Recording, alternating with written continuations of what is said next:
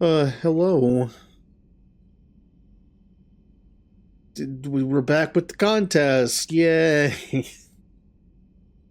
I'll be honest, even after not playing this for like a week and a half, I, for the first time in a while, I'm kind of like somewhat forcing myself through this game. I kind of miss playing it for the story. That being said, I'm still going to skip dialogue because it's just like, it's one of those things where it's like, I enjoy the game, but I kind of want to just get it done so I can play other stuff. Because my plan is to play Veilguard on the same days I would play this. Whether it be Monday, Thursday, or Tuesday, Friday, I'm not quite sure. I might flip it. But I would like to get to Veilguard. Speaking of Veilguard, you know Veilguard's already on sale. I bought it for full price. When the day it came out, thinking I was going to play it off stream for fun. Ended up playing it for like 5 hours total. I don't know why, I just couldn't get into it for some reason. And then I plan on streaming it after this. If I had just waited, I would have saved like $22. Ish. Oh well. So I have a lot of stuff to do in this game. Just to make sure we don't miss anything, let's just kind of go down the list here. I'd rather do the action-oriented missions first. That way we can get those out of the way, so I don't maybe die horribly. So we have, like, talking missions, fetch quest, fetch quest,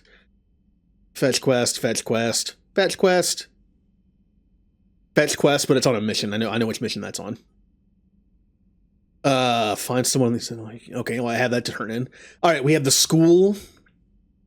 We have DLC. We have the main mission. We have Get Javik, and we have an N7 mission. Let's do the N7 mission first. If we just get a little more money, I can afford the Typhoon for Garrus, and that will help out quite a bit.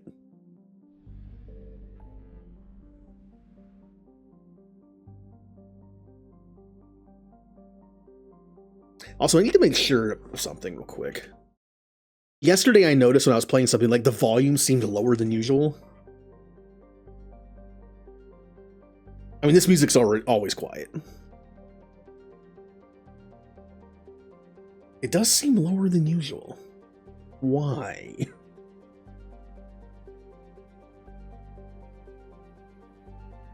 Now let's get into a mission and see what happens. Where is the N7 mission? It's probably this one up here. Yeah.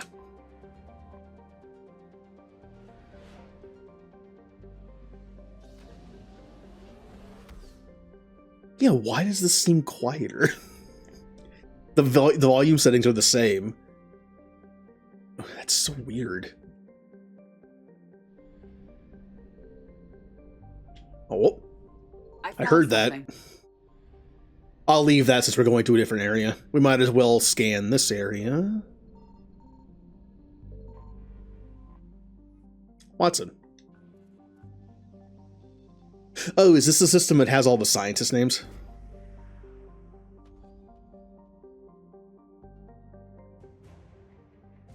Javelin missile launchers. I was really hoping for money.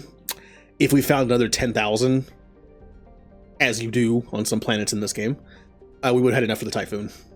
That would have been nice.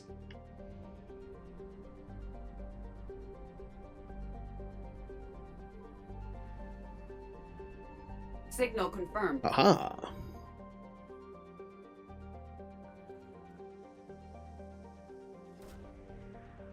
So this is a methane world.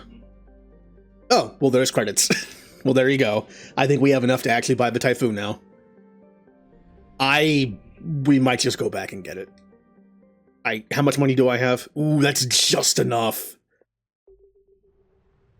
Look, we're already here. But I'm not gonna deprive myself of Garrus, of Rambo Garrus any longer. And we got some free fuel here.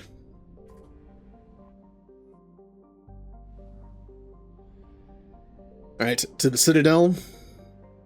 I could buy it from the ship, but it costs 10% more than it normally does. Sometimes I don't care about that if it's a cheap item, but since the Typhoon cost 150k, that's quite a bit extra to add, considering there goes all our money. Like, we have to be careful here.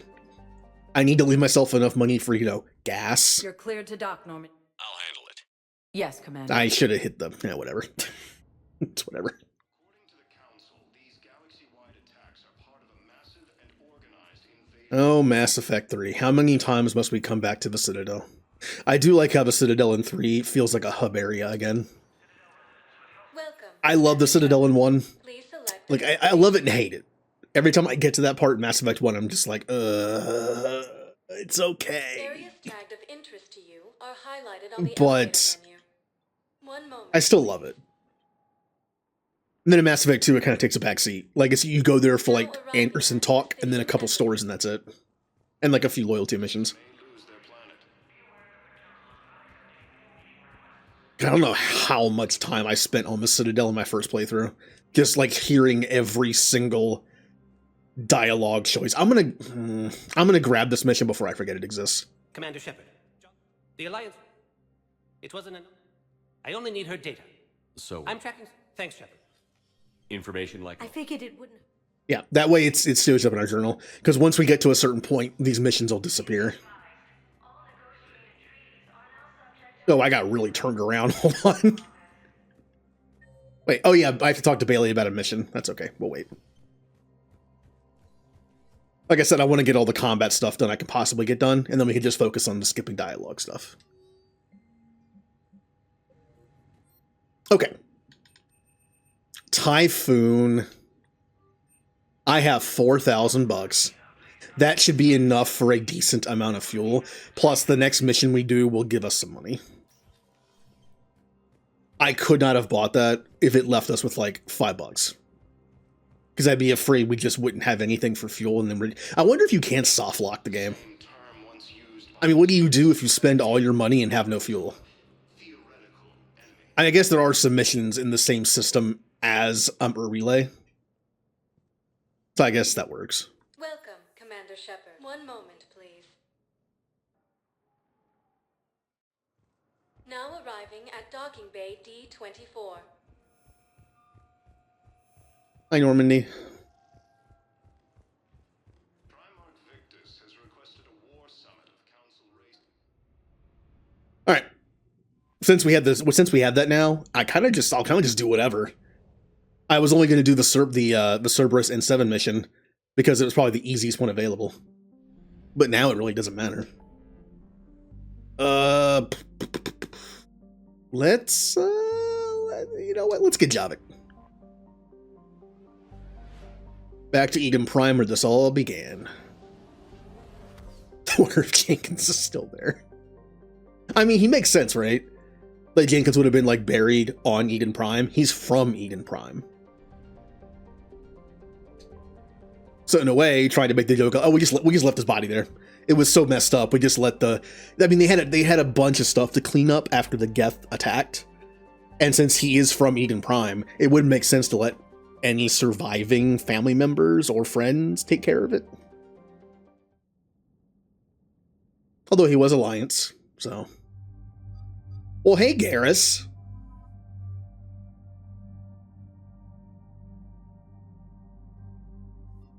Oh, poor Jenkins. Someday he'll survive. So we have the Viper sniper rifle, which does give me really good power recharge speed. I would like to have a secondary weapon, but unfortunately my options right now are awful. It's the Shuriken pistol. Even though this cuts my power recharge speed bonus in half, I like to have this as a just-in-case weapon.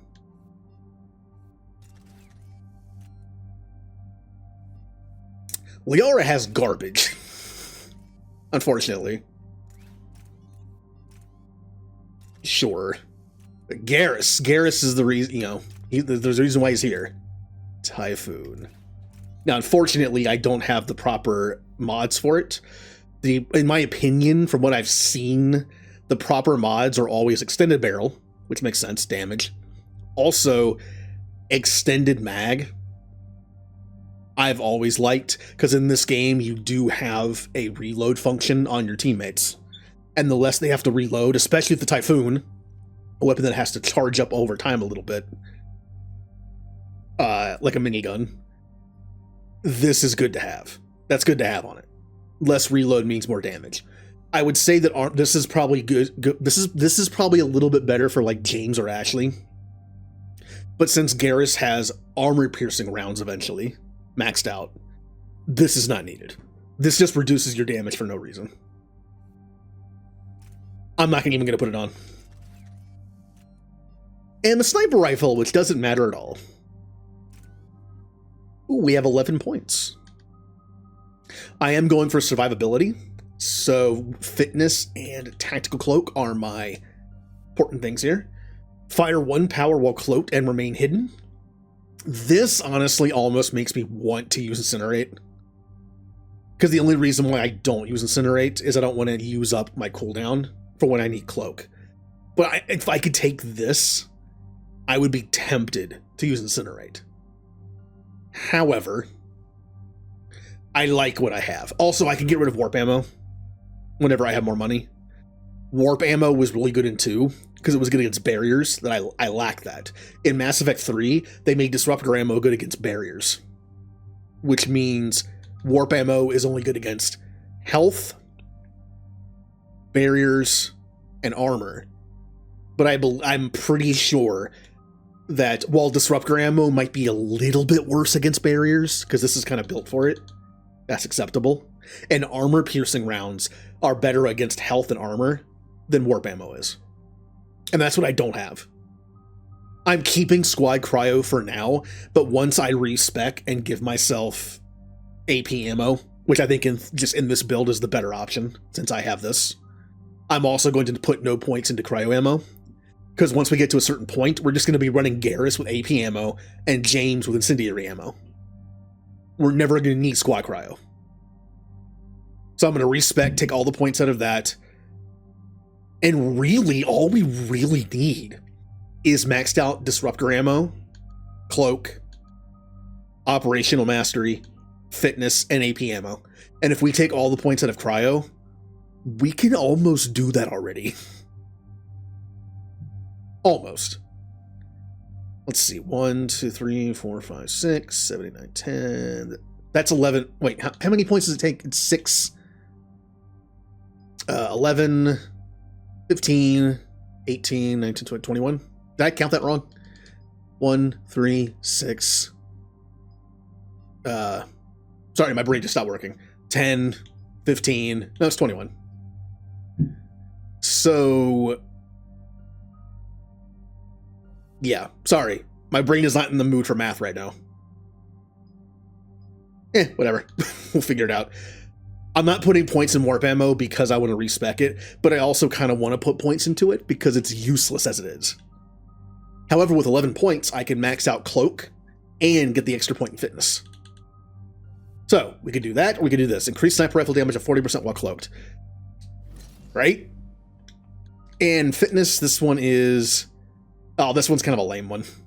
Although I really want to get to this one. I'm okay doing this for now. So I can get to this, because that's a pretty big bonus. Garrus. Armor piercing's already maxed out. Terrain Rebel, it needs 1 more point, and then we're done. You don't need overload. You don't need concussive shot. Proximity mine is, you can min-max it. His build by doing proximity mine and taking the defense down ones. That one. You shoot it at a big target, and then you just do more damage to it. It's not needed, but it's fine. It's like you might as well put points in it when you're done with these two.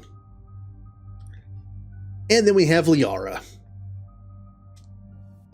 Increase recharge speed of all squad makes biotics. That's pointless for me. Increase recharge speed of Liara's singularity by 100%. I always wondered why she had this, when her singularity is already ridiculously fast recharge speeds. Although it makes me kind of want to just skip the recharge speed bonus here and do that one. because I'm gonna pick up the other one. Let's do warp. Damage by 40% and duration by 60%, or increase weapon damage taken by target by 15%. Yeah, this. With Garrus' Typhoon, I honestly think this gives us more damage than this does. I mean, she's never going to be on the team again with Garrus. This is only because of the mission. And since, again, I'm not going to use her after this, probably. Singularity. And Stasis.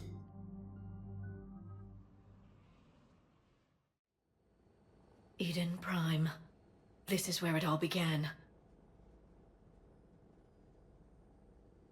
Where the Prothean beacon gave you the vision that warned us about the Reapers. And where Saren launched his first major attack with the Geth. Yes. And now, with Cerberus here, Eden Prime's colonists are under attack again.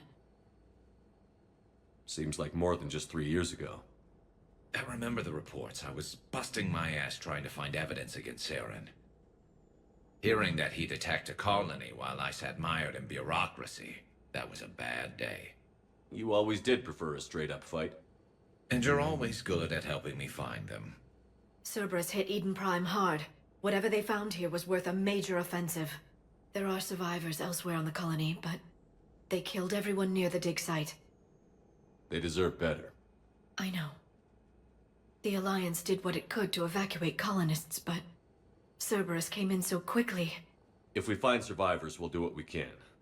What about this artifact? Is it part of the Prothean device we found on Mars? The Alliance didn't get any specifics about what Cerberus has uncovered. But whatever it is, it's better off with us than with Cerberus. I'm bringing you in as close to the dig site as I can. No way we'll avoid detection, but you should have a few minutes. Appreciate it. All part of the service, Commander. All right, everyone. Get ready to move. With luck, we can get to the dig site before Cerberus knows we're here.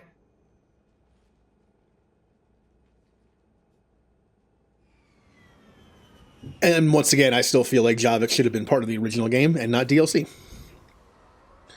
If you've played this game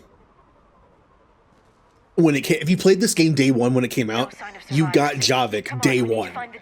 So I experienced the game for the first time with Javik. But I have played this game all the way through. It wasn't a kill everyone playthrough. It wasn't a weird playthrough where I skipped dialogue or anything.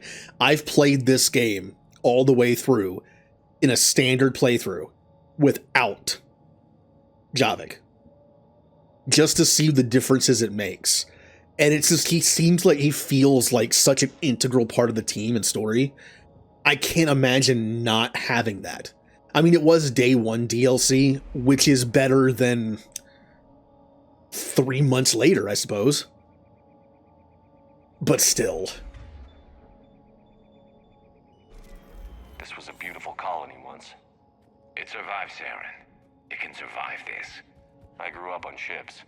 Lose one, you can always move on to another. But you'd still remember. Oh yeah, I believe, yeah, this Shepard's a spacer. My normal go-to is Colonist. And I think Shepard would have a deeper connection to what happened on Eden Prime if you're the Colonist background. Look at that. Bits of Prothean tech sticking out Out of the ground like an old bone. So, Liara, ever dug up, what do humans call it? A dinosaur? No, dinosaurs and other fossils would be paleontology. I'm an archaeologist. I study artifacts left by sapient species. The two fields are completely different, and... you were joking. A bit. But at least you're catching on these days. There. That's the elevator that leads down into the dig...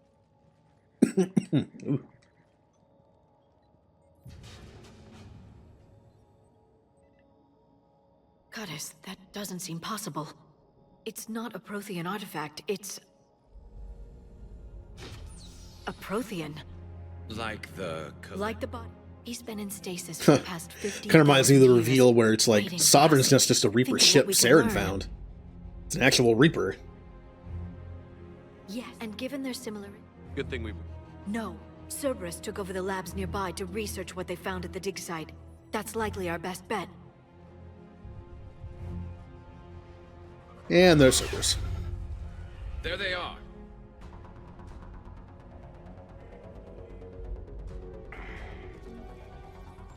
Alright, Garrus, do your thing. Ow. I just immediately lose my shields. Garrus, do you have that on? You do. You use my weapon, correct? Okay. Yeah, look at him go. Alright. Thank you, Garrus. I accomplished nothing while you murdered both of them. All right. Let's get moving before more of them come back. Now, the most annoying thing about this DLC is finding the information that the Rebellion can use.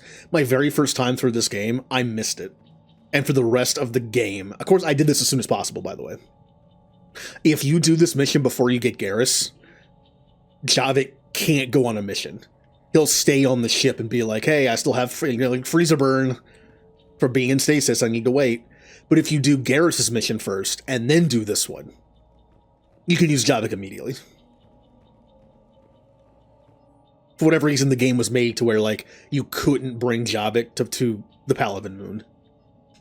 Shepard, this Cerberus data could help the colonists still alive on other parts of Eden Prime. How? Which kind of makes me think how Get this intel to Eden Prime's this game was resistance. made. Maybe it will help them fight back against Cerberus. It's like an interesting little insight into, like, how the game was made. I mean, again, I could guess that Javik was always in this game. And then they just ripped out what he did and his dialogue and his character and put it as DLC. And I hate that. It doesn't surprise me in the slightest. Well, one, that they did that. But two, that he was in the game already.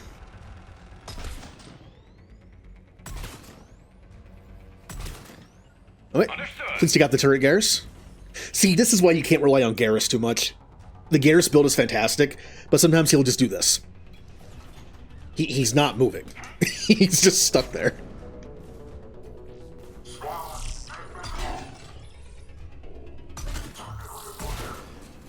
And of course, now he'll shoot. Yeah, Garrus will be fine. See?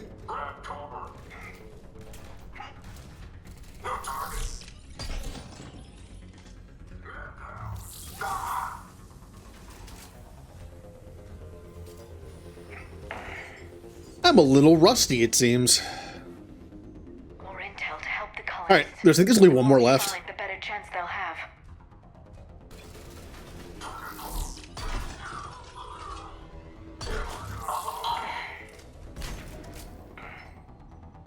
Hi.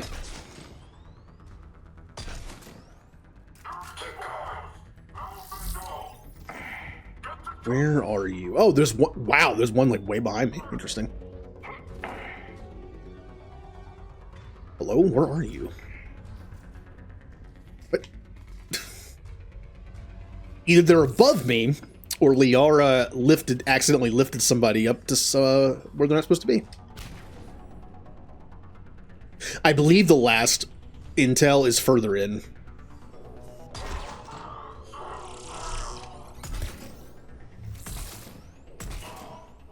Which would explain why I missed it the first time.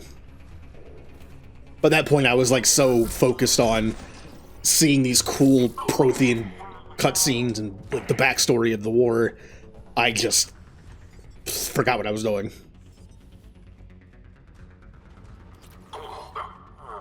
Is this person in the wall? What is happening?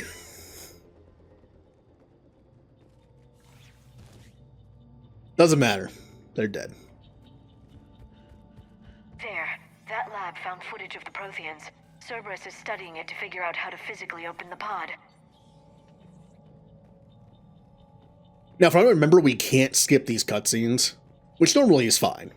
But when I'm actually skipping cutscenes and dialogue, it's a little annoying. I appreciate when games make, like, almost everything skippable. Skippable. There's a nice little effect here, where you see Shepard's eyes glow green. Yep. That didn't happen in the first game.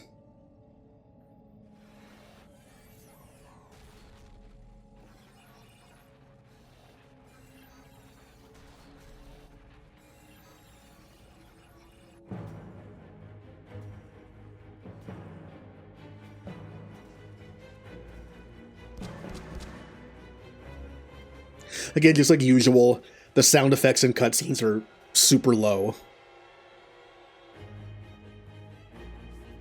It's just the way the sound is mixed. In order to get gunshots lower in non-cutscenes, so they're not too loud, I have to make the sound effects in cutscenes too soft.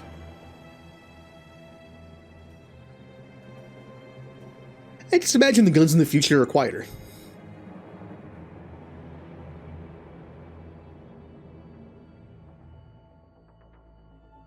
I mean, they probably would be, right? With the way the technology works in the future, like the shaving of like a single piece of like sand metal, you'd think the gun would be a little quieter. Reaper forces have destroyed approximately 300,000 life pods.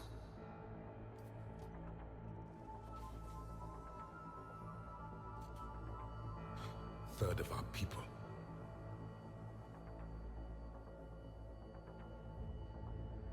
Alert! North side bulkhead cannot be sealed. Hostiles detected. Then all forces to the north. Imagine if this had worked. And like in our cycle, Eden Prime became like the new capital of the Prothean Empire. You understood that? You didn't? That was the premise of the Stellaris. When I wasn't even using mods at that point. Like I made the civilizations as best I could in Stellaris, based on how their governments work and everything, and their population and like their traits that they tend to be. Like giving Solarians sneaky stuff or smart stuff, or Turians fight stuff. You know, Krogan strength stuff and longevity. I put the Protheans in there. And the premise was like, what if Javik wasn't the only Prothean? Like, what if they had saved just enough to start a new empire? And Eden Prime was like their capital. Of course, remember, this cycle was delayed by I think at least a few hundred years. So Javik and the other Protheans would have woken up thousands of years ago. They wouldn't have waited until the Reapers were here. You know, it wouldn't have been like, oh, Reapers are here, time to wake up. They would have woken up like 48,000 years ago. Where am I going? To prepare for, that way they would have had plenty of time to prepare for the cycle. The next one, when the Reapers showed up. So Javik would have been long dead. But would have, you know, kept the Empire going.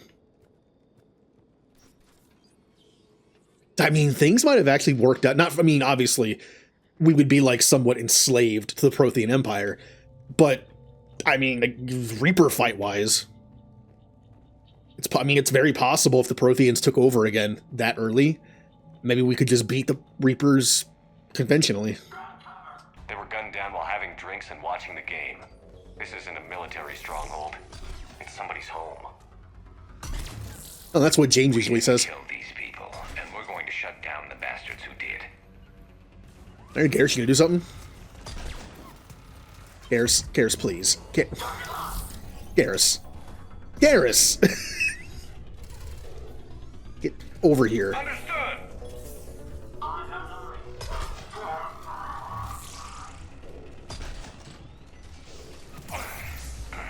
Garrus.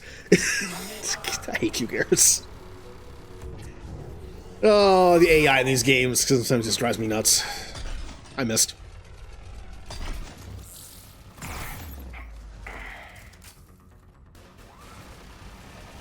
There you go, Garrus.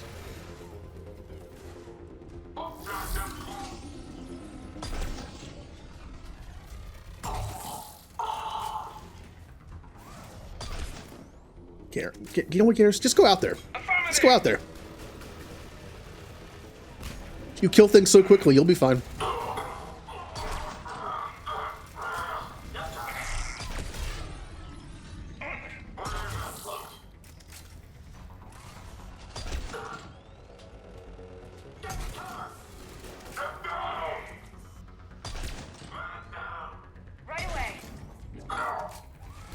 Oh, that guy has no chance. He had no chance. I'm going to assume Garrus can't see that. Like, the angle's just not good enough for him. There. That lab found footage of the Protheans. Okay. Cerberus is studying we need to be on the lookout for the last information that we can find. Technically, with this contest, you have to do all missions. But like I said, if there's a mission where it's literally just like find item, turn in item, or talk to someone, I'm assuming it's not a deal breaker because there's no combat. Like, as long as you did the mission that had the item in it and you just missed the item, it's probably fine. The point of this contest is to do all the combat possible. Now, I've gone in circle, haven't I? This is why I don't like this part of the mission, because I get turned around very easily. Alright, let's go this way. We know this way's new.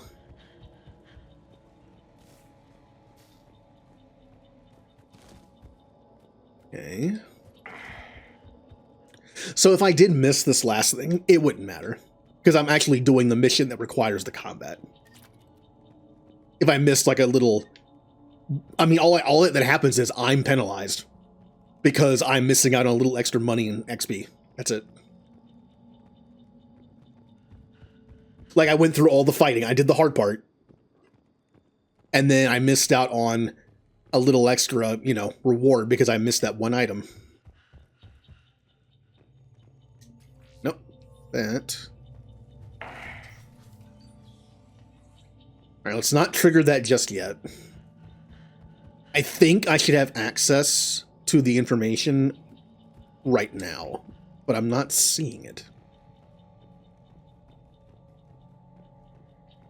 I'm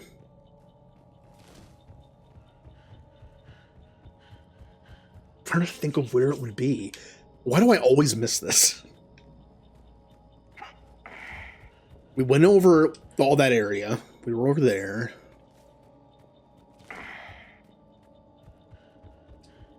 Nothing in here. Maybe I do have to do this next part. I don't think I do, though. Like, isn't there just 2 things I have to do?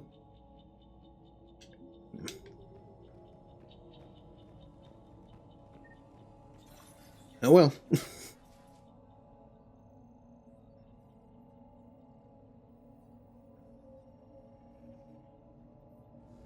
Maybe I'll find it on the way back.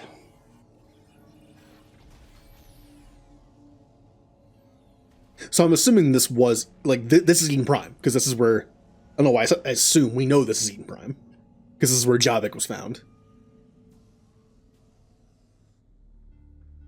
It's still kind of nice looking. Like a lot of nature.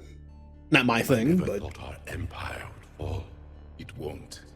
We will sleep here until the Reapers return to dark space. Then we will rise, 1,000,000 strong.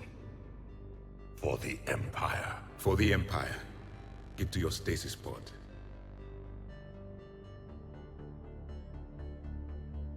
Victory.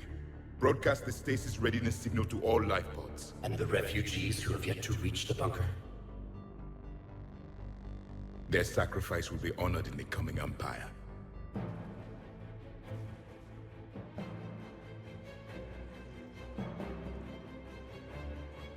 Uh-huh. They already look like collectors, too. So the Reapers turned them into collectors while the Protheans were still alive. I've got the signal the Protheans used to activate stasis mode. I remember Javik did mention, I think the war with the Reapers for the Protheans lasted like a couple 100 years. So it makes sense the collectors would be the collectors by then. Shield guy, huh? Well, never mind.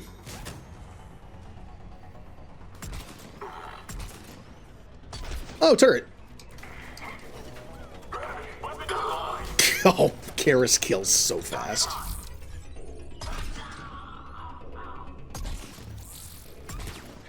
Liara, I don't know what you were doing.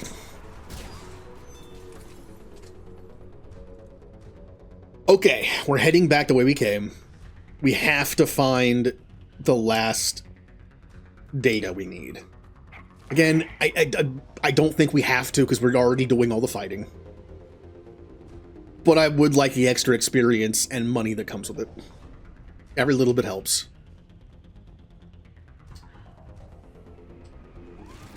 Hello. Right away. Garrus, if you wouldn't mind.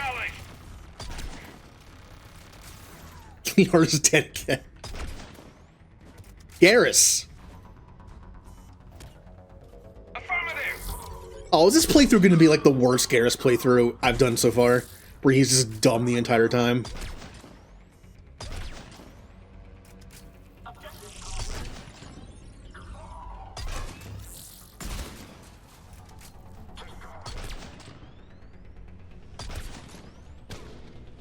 It's alright, Garrus. Oh, is he just running on nothing?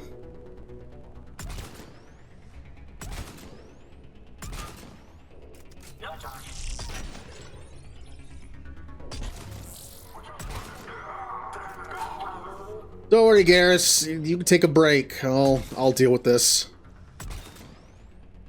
I missed. That was a bad shot.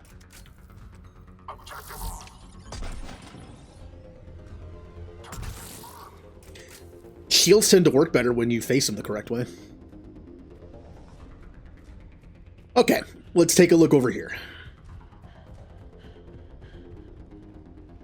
This is where the first thing was that we already did. It's right in here. Nothing in there. Why do I never find this? Oh, hey Garrus, there you are.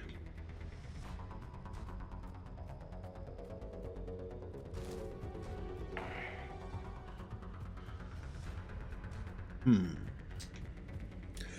I was information the rebellion could use, where would I be?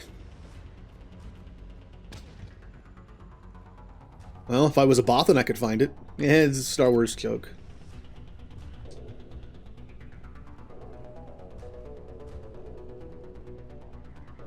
Okay, I don't know where it is.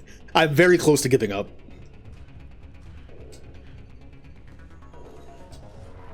Just so we can move on.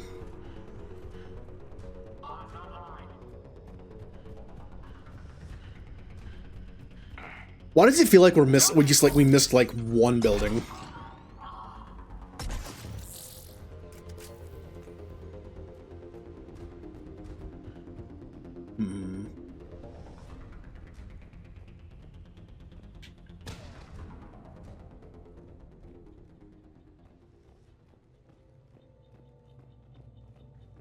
Nothing.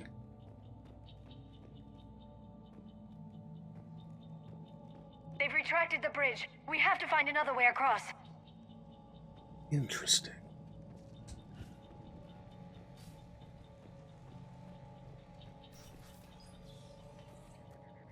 Maybe the last one is only in an area you get to when you have to find an alternate route.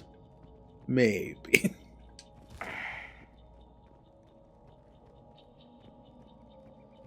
We've already been over there.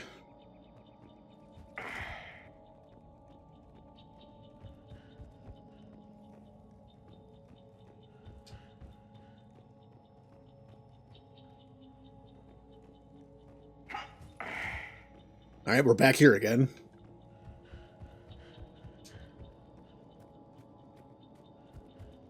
I don't know where it is. How do I always miss this? I feel like I've looked in every area. Which means I guess I just continue and hope that it's only accessible at this point.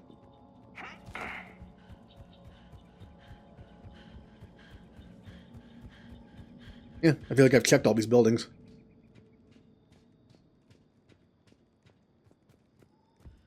I mean, it's possible it's over here. In like one of the starting buildings, I just didn't find it.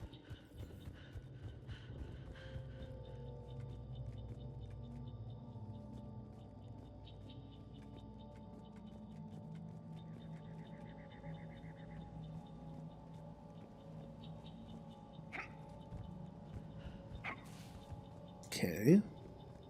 What was that? I saw a little thing pop up for a second. So we're back over here. Let's check inside here. Maybe the reason why I miss it every time is because it's right in the beginning.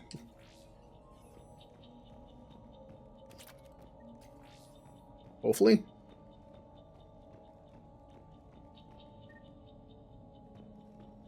Aha! Perfect. This intel will give Eden Prime. That's why I tend to miss it. It's like right at the beginning. Okay. Pretty sure there's only 3 of them? Yes, there's only 3 of them. I'm transmitting the signal. Perfect. It'll take a few moments for the life pod to process it. Beep boop. Heavy Cerberus forces inbound. Looks like we've got a siege on our hands. Garrus, please actually shoot this time. I spent all my money on you. Here they come. It's like I'm talking like a free agent signing. Like, yeah, we just put like $100 million into your contract. Like, let's make sure you were worth it.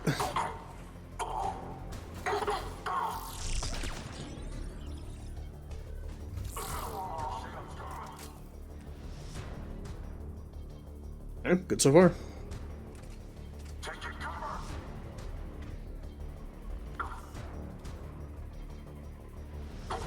Do you have your ammo? You do. I guess I can't see it from this angle. There it is. It's on the other side.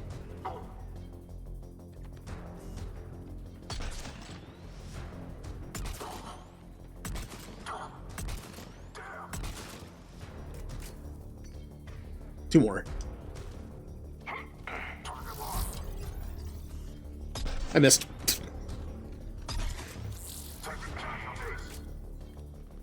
That was me fighting the auto aim a little bit. Unlike a lot of games on PC that have controller support, this actually does have that kind of like aim assist. But sometimes you can see that kind of like hurts you. Looks like we've got a second to catch our breath. If anybody needs fresh clips or a Like a great example was Overwatch on Xbox. I played Hanzo a lot, and there were times where I would try to snipe. We're almost there.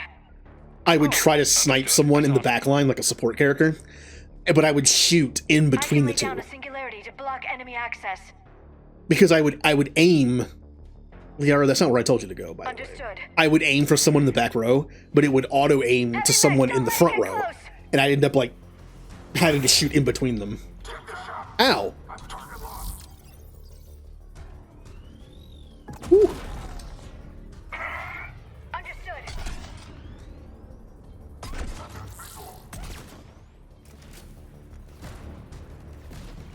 I'm on it.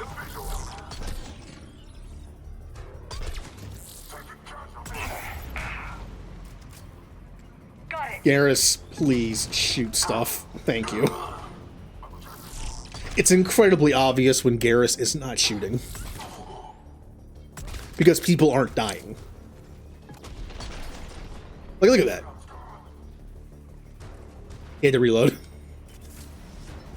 Yeah, like, you could it's very obvious when he's not shooting.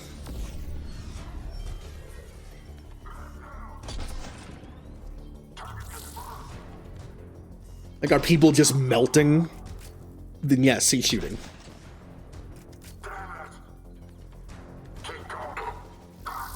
Like that.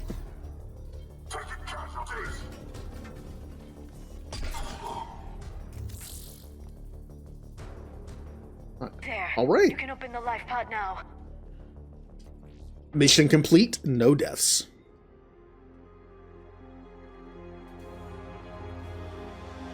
There, you've got it.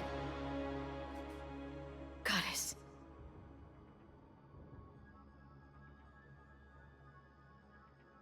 It may take him some time to fully regain consciousness.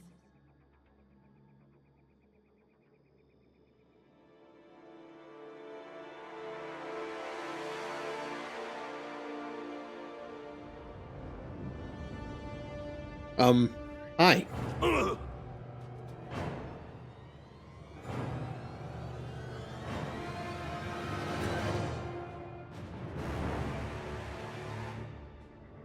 You know, sometimes when you're writing a story that's like more than one part, like Star Wars is a good example, Be careful. where he's confused.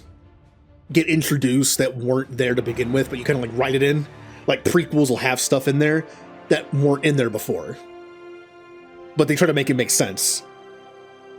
Like characters will show up and like, why wasn't this character in the original movies? Remember, Oh, they it's been die. 50,000 That's why. years for us, but for him, it's only been A few minutes. I wonder, No, the bunker is falling. There is no other option. There are pods when the around. writers were Soldiers are making still this game, alive. Their sacrifice games. will be honored in the coming empire. when they put those statues Bombardment. on Get Ilos to your life pod of the now. tentacle face people, did they know those wouldn't be Protheans? And they were like the people that came before them on Ilos? Like when they made the collectors were very different looking in those statues. So we assume when they returned into collectors, they were made very different looking. But then we see Javik and it's like, oh, he looks a lot like a collector.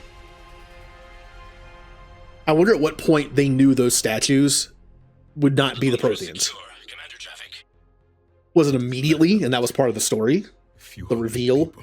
Or were they like, How am I to oh rebuild this yeah, empire? we made them look weird Further adjustments may be necessary. in Mass Effect 1. Electron purge compromised the facility. It's not very viable for a teammate in 3, so Sensors are damaged. let's change how they look. Automated reactivation is not an option. You'll remain in stasis until a new culture discovers this bunker. This may lead to a power shortage. Do not shut off more pods. I need the few that are left. Power needs will be triaged appropriately. You will be the voice of our people. I will be more than that. They gave Javik some good lines in this game too. Just you. Our last. A living Prothean. That's correct, Admiral. But he's not quite what we expected. Commander, our scientists barely understand what they need to do here. If the Prothean can help us construct this device, we need his cooperation. Understood, Admiral. We're losing colonies faster than we can evacuate. We've never seen a force like the Reapers. He has, Admiral. Can he help us? I intend to find out. Good. Cerberus slipped up and gave us a new weapon. Don't let it go to waste. Hack it out. I wonder what Cerberus would have done with him. Would they have woken him up and interrogated him, It's about our new guest. or just dissected way. him?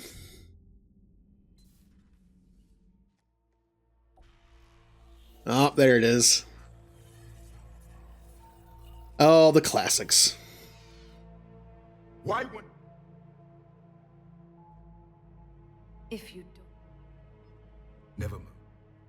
Yes. Do-do-do-do. When I was born, Well, thank you. there were memory shards. The science, More of no. them. I never saw this. Then turned against us. I'm Then happy. it may be your only hope. Well, if we don't finish it, I believe. I can definitely see that being a story issue. You're building this crucible which you think was built by the Protheans. Just like you think the Citadel was built by the Protheans in 1, you think the crucible was designed by the Protheans. Probably should have learned that lesson and assumed that it could have been from countless cycles ago. So much has been lost. So much has changed. And yet the Reapers are... But yeah, he's a Prothean. It's like, oh, we need to build this Prothean device. He can help us. Except he was born like 100 years after the Reapers already showed up. You're not going to get any useful information out of him because he was just a soldier. We don't need to talk to anybody. I want to check in on shuttle pilot Cortez down in the armory. Fine. I'll make sure Cortez doesn't die, I suppose. Don't you dare. I love you. Robert Manners. Yeah. It doesn't matter. Commander? For purposes of the contest, it does not matter. But Commander, you have an encrypted message from a... Miranda, Miranda Lawson.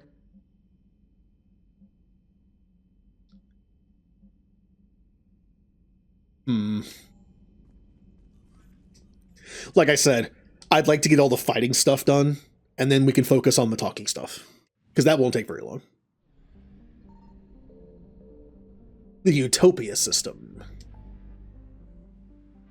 This I don't think Asgard has anything in it.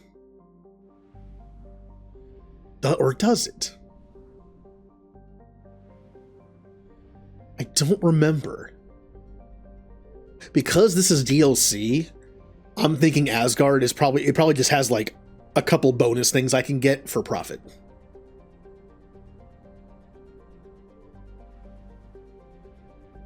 Let's take a look. I found something. Terra Nova, bringing down the sky. We never actually went to Terra Nova. All right, war asset. Which does not matter to me at all. I want money.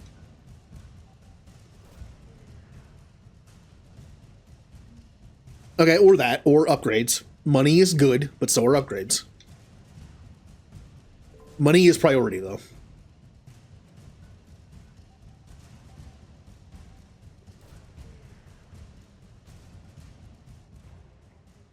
More war assets. That is only 60%. I'm going to assume there's a fuel here somewhere.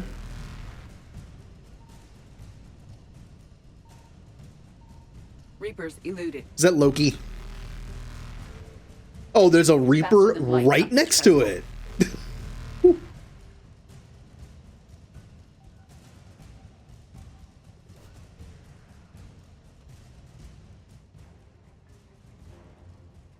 But please, money. Evasion successful. All right, well, come on, where are you?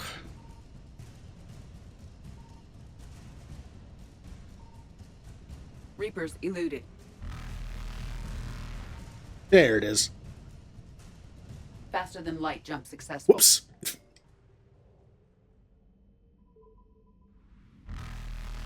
Evasion successful. Nope. Reapers eluded. Nope. I have to get as close as possible. That's probably going to be it. Nope. Reapers eluded. I should be fine. All right. Faster than light jump successful. Only 71%. So there is something else here.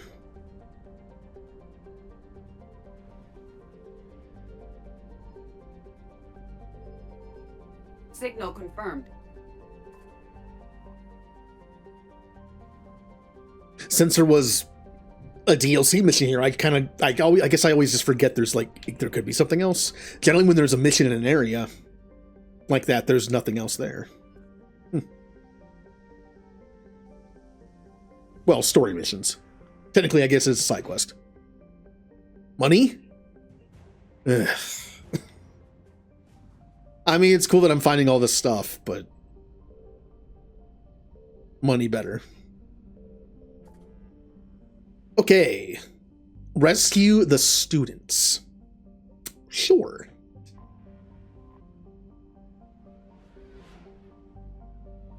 We'll go say hi to Jack. This mission is actually hard. I remember this mission actually being hard. Because that part where you're in like that auditorium looking area. I remember dying there. Hopefully Garrus can save us.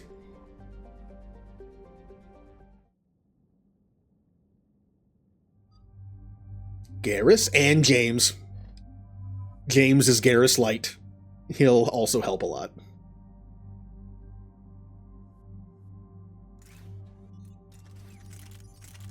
All right, we have the particle rifle, which I would love to use, but it's very heavy. And also, I don't think it really synergizes well with being able to cloak. Yeah, that's fine.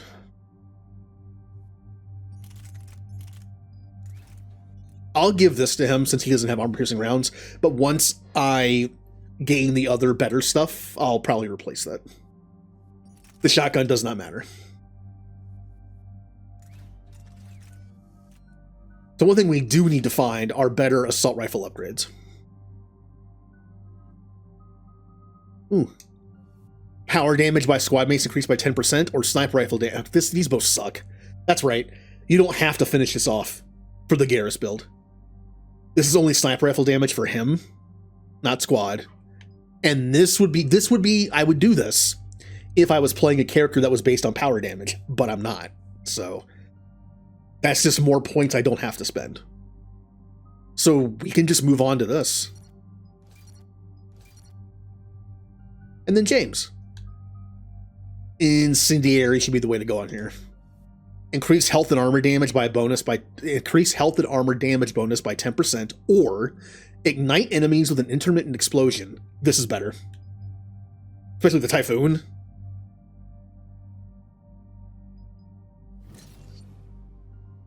I'm assuming it works on AI.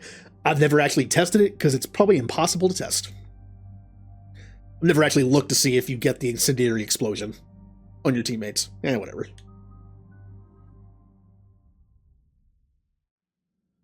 And there's the folks who answered the distress call. Cerberus Cruiser. At least a dozen fighters on blockade duty. Not too many for us in a straight-up fight. They must want this place bad. Okay. Did I just switched so fast you didn't even see it. Ooh. Shepard getting very fast at switching weapons. Server room. Around the corner. Cerberus troops are trying to get in. Get ready. I've almost got it going.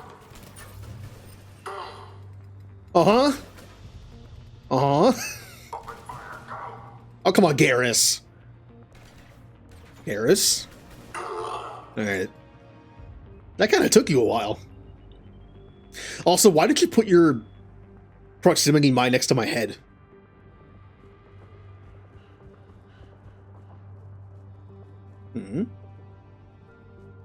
Sanders, we're clear. It's me.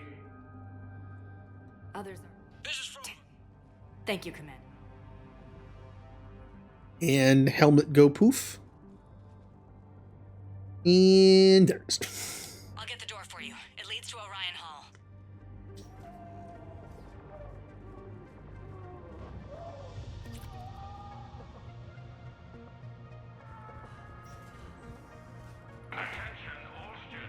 There are a few upgrades here, and if I want to save money by not having to buy them later, it'd be a good thing to find them.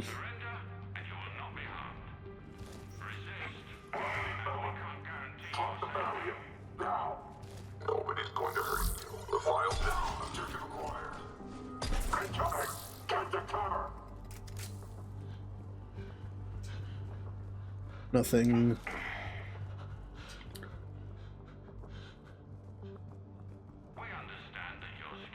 Aye.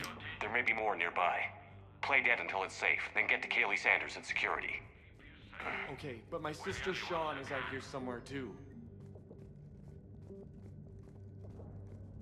Who apparently can die. I never actually picked up on that my first couple times with this game. Because I'm pretty sure she can. I think if you like find her and don't stabilize her and just walk away, she dies. I think. Could be wrong on that, but...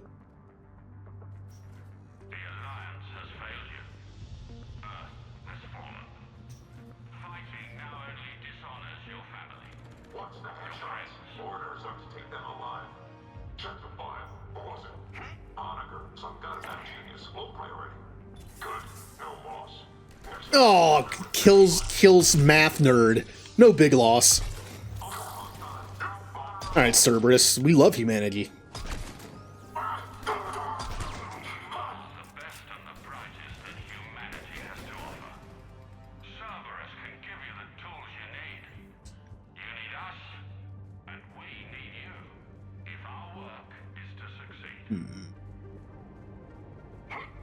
Are you down here? Yeah. Sean, can you hear me? How do you know my name? I saved your brother. He's with Kaylee Sanders at security. Can you get to her? Yeah. I just need to rest for a minute. Thank you. I don't know if she dies or not. Oh, I don't even know if you can tell. Like, it's not like she's a war asset. I don't know how you can tell. Ooh. Ooh, the Matic is really nice. I actually really like the Matic, and I didn't get to use it in 2 like I wanted to. I know this messes with my cooldown, but I really like this thing.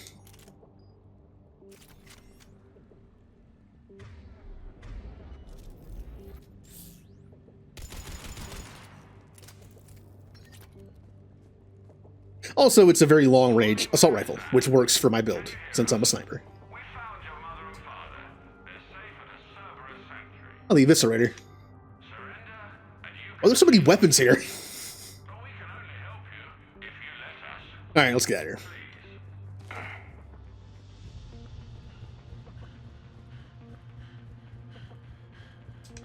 Where am I going? I got all turned around.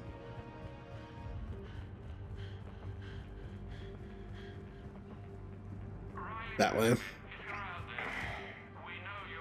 And we already got that locker. Okay. Commander, I just got an emergency message from the students in Orion Hall.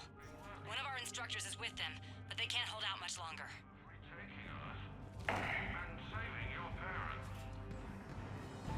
Hey, Jack. Eat this! Jack. Shepard?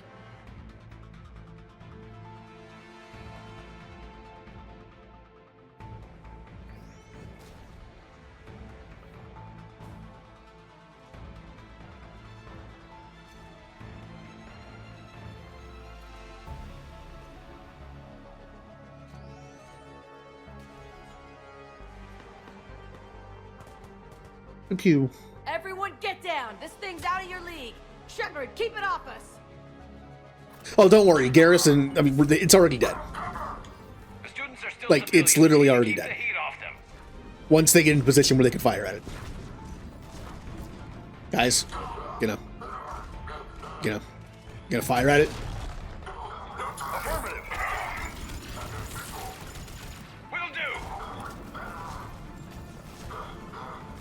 There you go. Like, once they're in position, it's dead.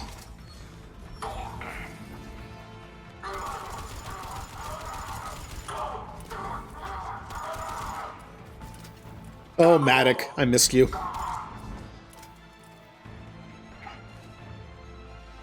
Get ready! More on the way!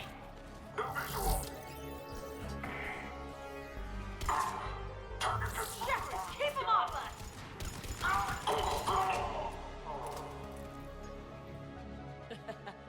Kaylee said she was putting out an Alright, grab you.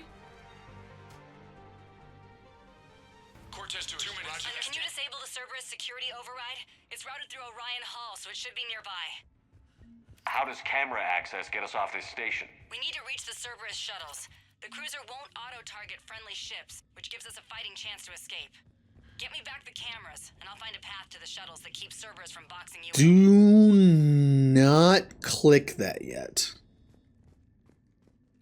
Or do I? Sanders, you should have access now. Got it. The fastest way is through the atrium, but Cerberus has sealed the doors. You'll need to disable the magnetic locks. The overrides should be directly above the door. I don't think the scope is going to be super good on the Typhoon. Oh, I don't think I've ever tried to use the scope on the Typhoon. That could be fun. So our teacher Be terrible. Got it. You should be able to force the door open now. I'll get to the shuttles ahead of you and get a pair ready to fly. I can't believe you and our teacher We'll be ready work when you need together. us, Commander. With both of you here, You'll be fine. maybe we've got a chance. Hey, let me know when we've got a new...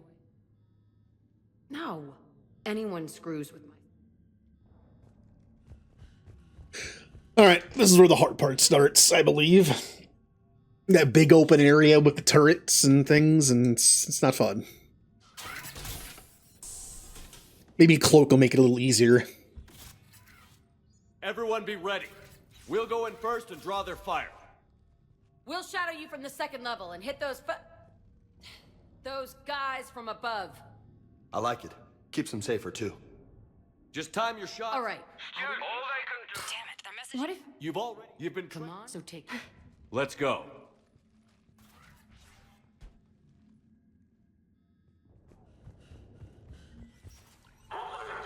Uh-huh. This room.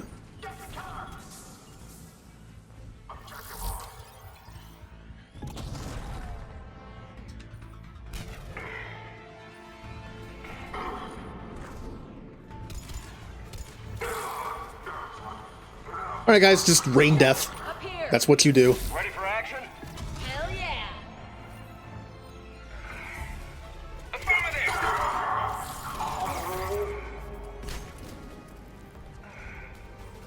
Thank you. Oh yeah, they're all just dropping.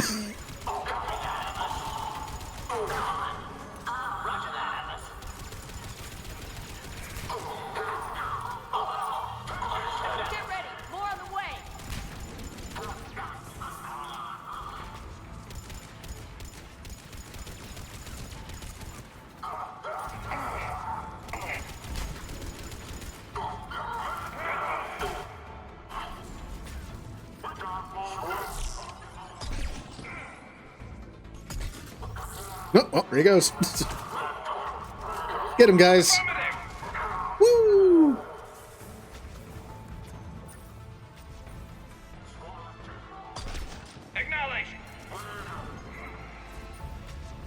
Now, if I could just get them close enough to deal with the Atlas.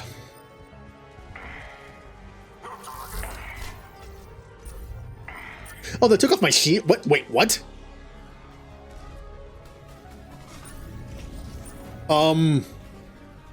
Getting a shield from that thing, that was really weird. Alright, it canceled my cloak, but not on my weapons. Oh. Well, that was something.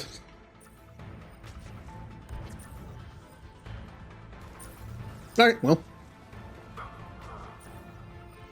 Come on, we can go through the side door.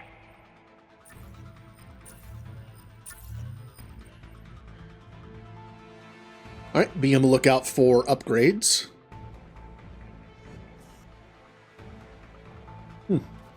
Just someone's homework. Kaylee, we're in the atrium. I'm taking a back route to the shuttles. I'll meet you there. Nice one, Prangley!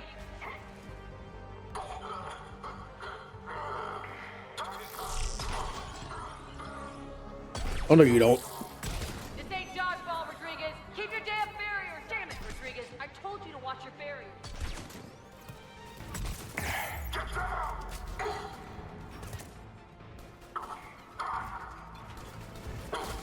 I'm okay. Like hell you are. Stay down.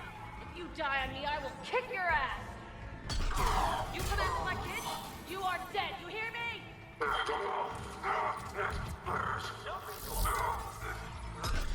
Nope. There we go.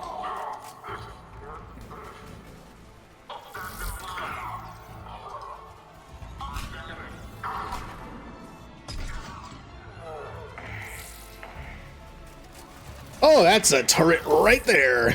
All right.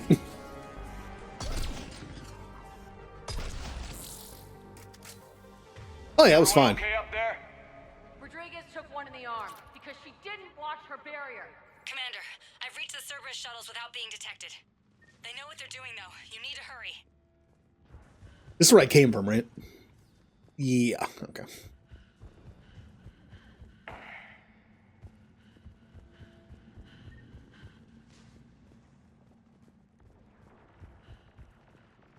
Let's keep an eye open for upgrades.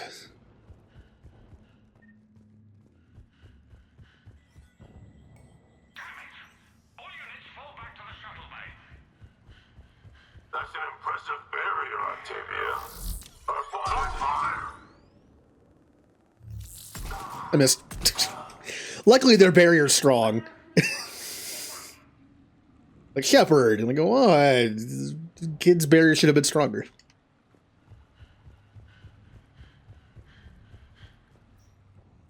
I'm Commander Shepard. I didn't buy it from the square root of 30 point. Hello, Commander Shepard. David, you know. Yes. Hi, David. He looks better. I remember. It was never your... The secure guns.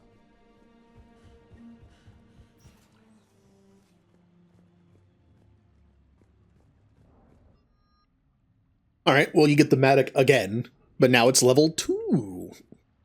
Yeah. I wasn't paying attention. What was that? Sniper rifle piercing mod? I really don't need it, especially since I'm going for AP ammo at some point. It's fine. I got a level 2 Matic. I should really take what money I have after this and give myself AP ammo and then respec and put my cryo points into AP ammo. Because Disruptor's fine for now, but AP ammo would have been very useful in this fight.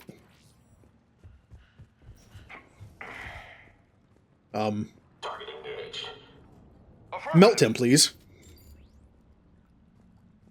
Guys. Guys. God, they take so long to react. I thought that was a person up there. I thought the game was glitching, and there was like some A-posing person up there. Like, nope, just a statue. Even in this Atlas, I'm probably like just as powerful as those two. Like, look what Shepard needs to mimic a fraction of their power.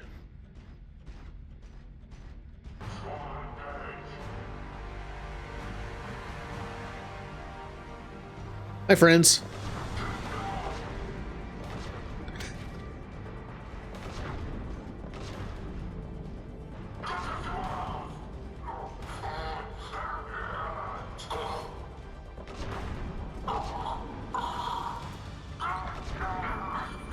I am stuck.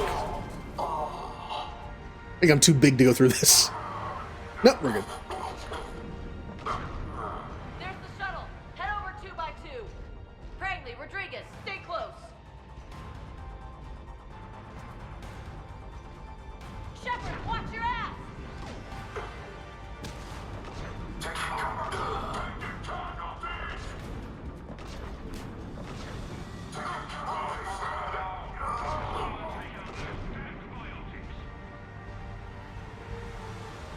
Downside to being this thing, I don't have a radar system. I can't see where they're coming from.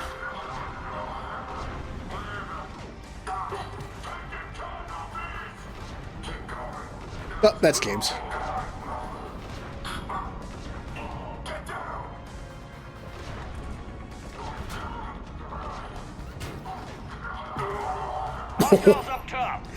He lived, but the guy next to him got obliterated. All right.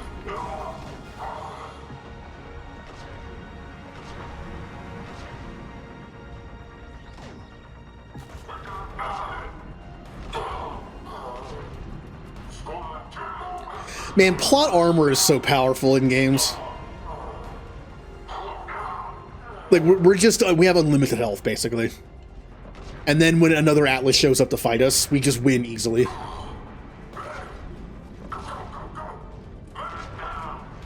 shuttles are almost ready.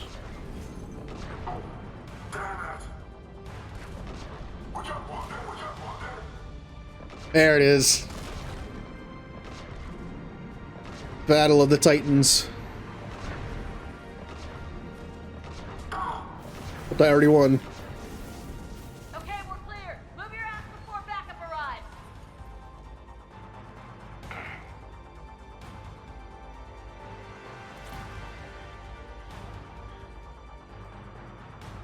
Hurry, Commander. Right, I've got you on. I can't, but perhaps they're... Commander, we should have a sword. Cover your... Another mission down. Shepard, damned if you aren't a sight for sore eyes. Good to see you too, sir. Sir, I may have reinstated you, but that doesn't give you permission to go all formal on me. Then I'm glad you managed to keep your ass alive, Anderson. That's more like it. Looks like you didn't waste any time getting to work. I can only imagine what would have happened to those kids if they'd fallen into Cerberus' hands. They're definitely... These teams... Money. Hi, Blue. Rambo Garrus is back, and so is his sidekick. I don't have a name for James. He's just James. You see the Citadel when we were there? Rambo really doesn't have a sidekick. That's his whole point. He's like a one-man army. No, soon enough. Unread messages at your private terminal, Commander. Actually, wait. One of the first games I ever played, possibly the first game I ever played, was a Rambo game on the Sega Master System.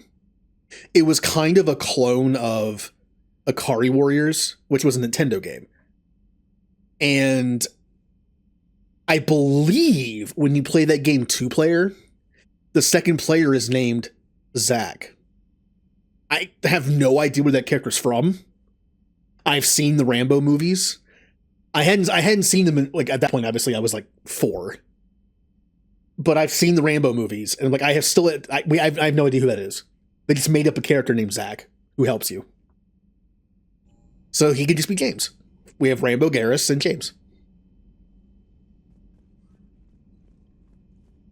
Oh, we just finished the school mission. I'm about to go respec, I think.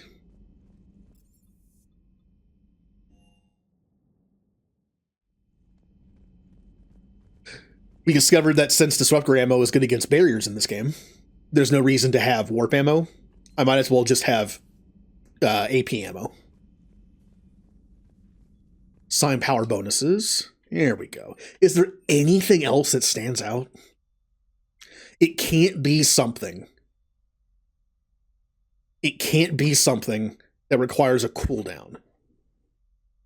Because that I like to be able to cloak whenever I can. So that pretty much just leaves ammo. So yeah, armor piercing it is. And then we're going to reset Shepard's powers. Okay. We're going to prioritize stuff. I could do the math and be like, oh, I can put this up to 5, this up to 6. Let's just focus on the stuff here. Tactical cloak. Power duration or damage bonus. We are a sniper. And damage bonus is great. So melee damage bonus while cloaked or reach up. Yeah, okay.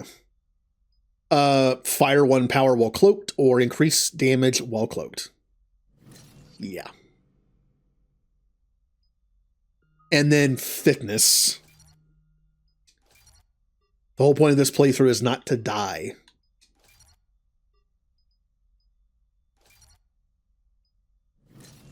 There we go. And the rest pretty much goes into our ammo types. We're not using cryo ammo. We're not using incinerate. We're not using sticky grenade. We're not using sabotage. Sticky grenade will have points put into it eventually because it doesn't have a cooldown. Although again, these things I don't like them. They're only good if you manage to stick them to a person. Their explosive radius is very small. They do their damage when they're stuck to somebody. I think the point is to cloak, and it kind of makes the enemy stand still a little bit, and then you just stick them. All right, let's max this out. And yeah, we haven't had any deaths yet. James and Garrus have been stupid. There have been plenty of times where I'm just like, hey, fire. Shoot that person. Fire. And they're just nothing. So I need to be careful with that. Power damage bonus by 10%, or power weapon damage or power damage, or power duration reputation. If I take this, all I'm getting is 5% weapon damage. That's it. Since we don't have any powers that do damage directly. I wonder if that would increase... I don't think that makes sticky grenade better. Just like power damage does not increase your ammo damage, I believe power damage also does not increase grenade damage. I think grenades are just their own thing. This would make our cloak last 25% longer. Reputation bonuses doesn't really matter. So yeah. What's better? 5% weapon damage or 25% power duration for cloak? Probably this, just for the utility. 5% weapon damage is not much. Weight capacity bonus or increase squad mate weapon damage by 10%. This is the obvious pick for Garrus build, but I'm going with this. Since I'm running a sniper and I want my cooldown to be pretty good, and I want to use a sniper rifle and an assault rifle, at least until I get a better SMG, like the Locust or something. This is better. It'll keep my cooldown better. And the more I can cloak, the more I live. This will make Garrus do a little bit less damage, but 10%, he'll still just murder stuff. Power damage and duration. I only get duration. Or slightly at this. That's fine. Now we're down to 30 points. Destructor ammo, each one of these costs 20, what was it, 21? 11, 15, 9, 20, yeah, 21. I could do each one to like 4. Because they're both good at different situations. Let's do that.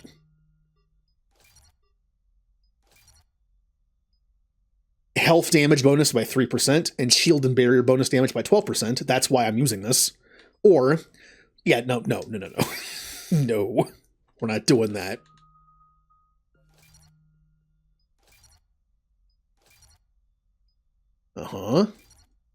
We have enough points left to do rank 5 of each. Ooh, math. Ammo capacity by 30%. That's only when this ammo is activated. Now, if we put it on both ammo types, which I believe this also has it, right? Yeah. We did a little testing last stream when we played this. If you put this on and then grab more ammo, you pick it up because it increased your capacity. But if you take this power off, it deletes that extra ammo. It doesn't just let you use it and then it's gone. It deletes it. But if both ammo types have this on, I should be able to switch between them and not lose my extra ammo. That being said, this is still very good for a sniper. As much as I like ammo capacity, this is hard. This is too good to pass up. Because if I increase my headshot damage by 25%, as long as I can aim, it's better than this. I think. Like, this offsets this by, I think, the extra 30% ammo. If I'm landing headshots, this is better. Yeah. I'm doing this on both. If I was a soldier with more of like a big layout, a loadout of different weapons, I'd probably pick the ammo. Because some weapon types aren't as good at headshots as others. Well, look at this build. Alright. Looks fine to me. Also, you mentioned Garrus dying more. I like I said, I like in video games when you can give your teammates personalities based on AI. Like the fact that Garrus keeps dying in your game, that becomes his personality. He's just known for just dying. I like stuff like that. Like when I played Three Houses, I had characters who would, or XCOM, any game that has like percentage hit chances, Final Fantasy Tactics, I had characters that would defy the odds more times than other people. Even though it's just statistics, it's just probability, it's all random, it's all based on that. It's the chances are they're not going to do that anymore, right? It's just luck. But there's always that one character that hits those low percentage shots more than anybody else. And it just becomes their personality. Even though it's just dumb luck that it's that character that keeps getting the good luck. Like when I played XCOM 2 with Mass Effect mods, Grunt and Rex were both notorious for missing very close, high percentage shots. Grunt and Garrus, especially Grunt, missed a ton of like 95% shotgun shots. And that just kind of became the personality. They were like so hyped up for the combat that they would just sometimes miss their shots up close. Or how the ending was fitting. Where I had Conrad on the team, and Conrad actually ended up being one of my best teammates. But like in pure Conrad fashion. He got mind controlled by one of the enemies at the end and killed Garrus. In true Conrad fashion, instead of being the hero of the day, he gets mind controlled and then kills Garrus, and then we win. Like, good job, Conrad. You murdered Garrus at the very end. Of course, it would be Conrad that happens to.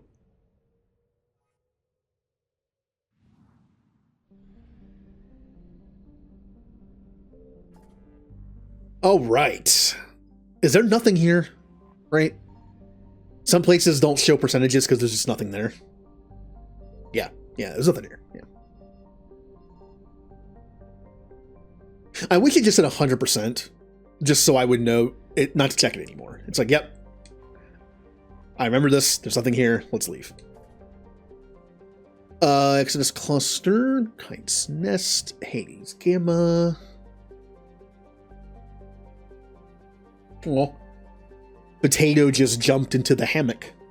I think he's going to take a nap. Oh, by the way, the rats have, I was going to say have gotten nicer towards me. They were never mean. They just didn't know how to handle people. They stopped, especially Yoshi. They stopped biting me for the most part. Like, if I ever reached my hand in the cage, Yoshi would just, like, bite me, but a little too hard. For the first, like, few weeks I had them, I had constant bite marks on my hands. I'd, like, reach in to give them food in their bowl, and it's just like, bite. But I think they've learned, and now they don't do that. As a show of faith, I reached my hand. Normally, for like the last few weeks, I've been giving them my hand, but like in fist form. That way, if they bite me, it doesn't hurt as much. Because I'm protecting like my fingertips. And it's like, if you're gonna bite me on like the top knuckle or something. You know what I mean? Like, don't bite me somewhere where it's more squishy. But I get kind of like a leap of faith. I just like put my hand in the cage, all fingers down, just like spread out. And I was half expecting to be bitten again, but they didn't. So yay, they don't bite me anymore.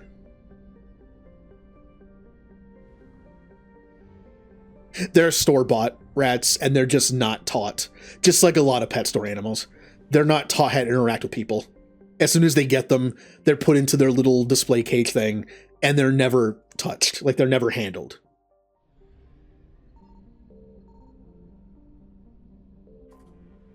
If I had access to a rat breeder of some kind in the area, they tend to handle them very early. So they are very, like, human friendly when you get them. Fortunately, nothing like that around here. I had no choice but to go to pet store. And all the shelters around here are just for cats and dogs. There is one shelter about 45 minutes from here that also has rabbits. But that's it. That's the smallest animal they keep. No rats or hamsters. In a lot of bigger cities, you'll find rescues that have like hamsters and rats and other things. Even like stuff like snakes. Just like exotic, like lizards. Around here, it's just cats and dogs. Unfortunately.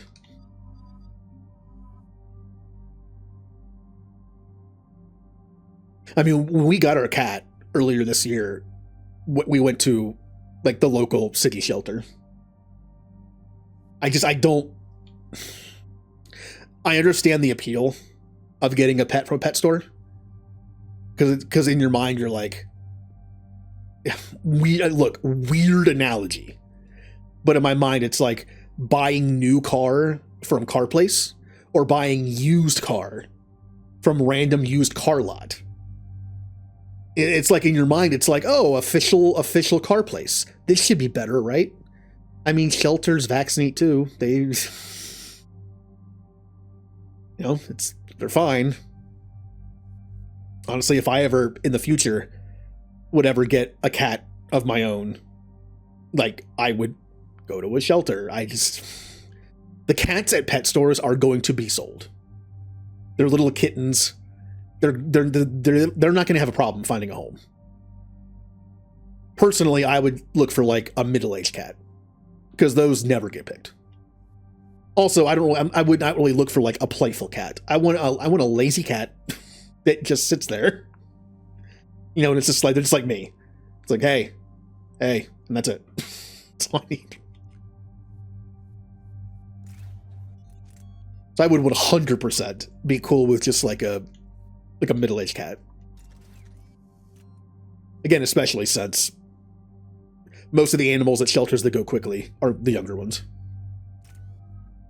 And not just because they're cuter, but the idea that you'll have them longer. It's sad, but it's true.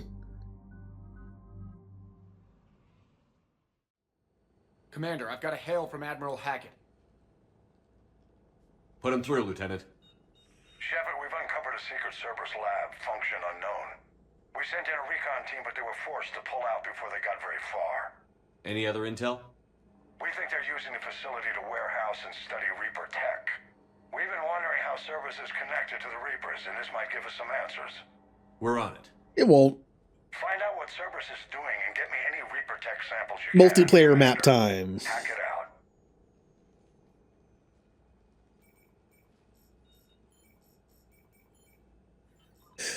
I think what really helped with the rats, I went on Amazon during like the Black Friday sales. I wasn't even looking for this thing. I just saw it. It's like this modular playpen setup kind of thing where it comes with like 8 squares and 12 rectangles with these connectors. And you can build it like in different ways. It doesn't have to be a square or rectangle. You can like build it in weird shapes. You can also buy a second one and use the pieces to make the walls higher if you have animals that can jump.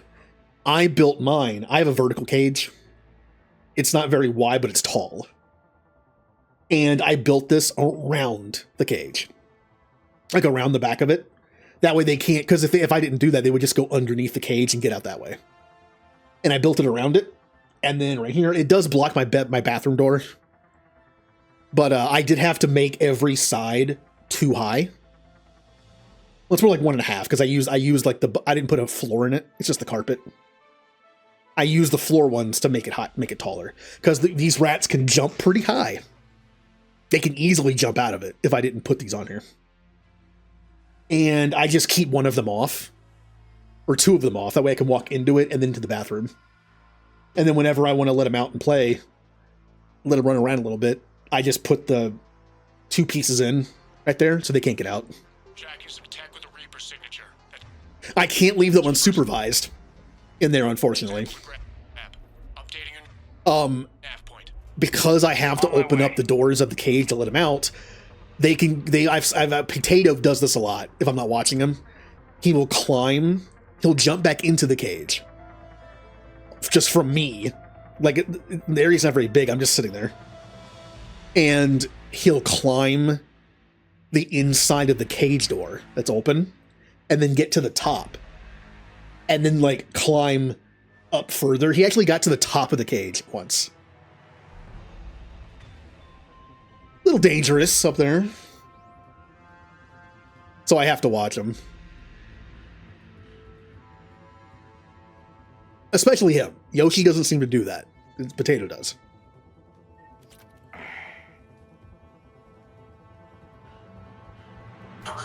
Can't even see you.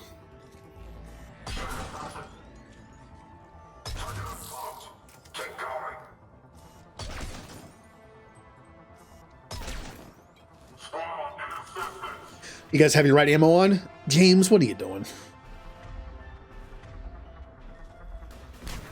Good job, Garrus. You walked right on top of that. Roger that. Oh.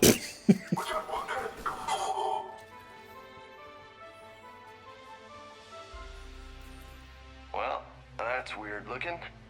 Guess we found it. Got the sample. Roger that. Meet you at the landing pad.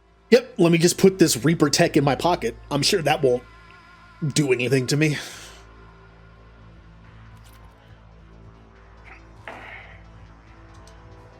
But yeah, I think letting them out there in that little area where I was just sitting got them used to me more. And they finally realized, like, oh, they're squishy human. Second sample located. We shouldn't bite that hard. Good work. I missed.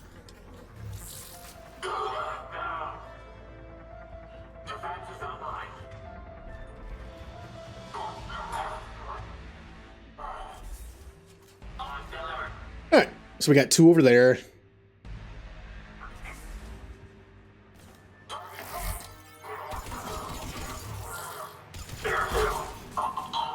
Good roll.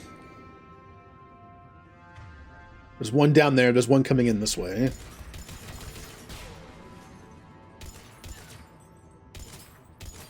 So annoying. Affirmative.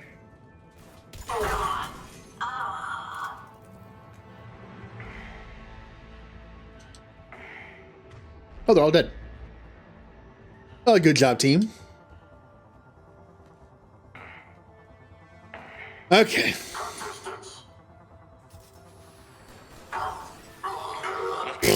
My brain hurts just looking at it. Cortez, second sample secured. Heading back to you now. Negative. Commander, pad got hot. Had to bug out. Got 3 birds on my 6. Taking fire. Scratch that. Make it 4. We'll rendezvous when I can. Out. We just need to hold out until Cortez can pick us up. Nothing like being stranded. Never said it would be easy. Acknowledge. Oh, we're fine. With Garrus and James guarding us, we're fine.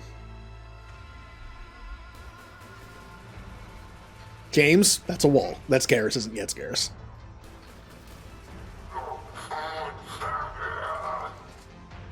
Are you actually hitting them through there?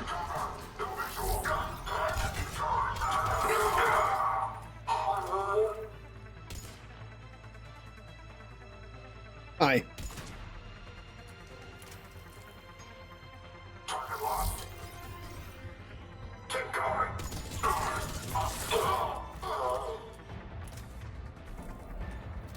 Affirmative. Stay focused. This isn't over yet. I can do this all day.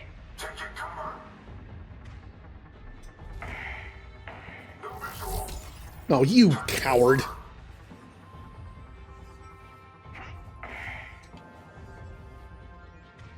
They are all in that room.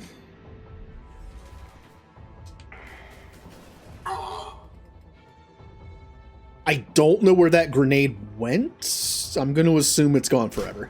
Oh, there it was.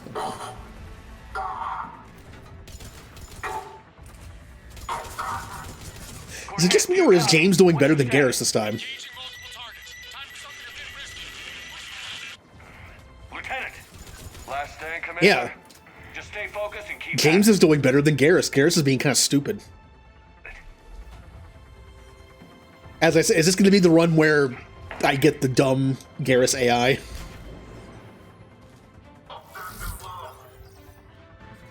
Don't mind me.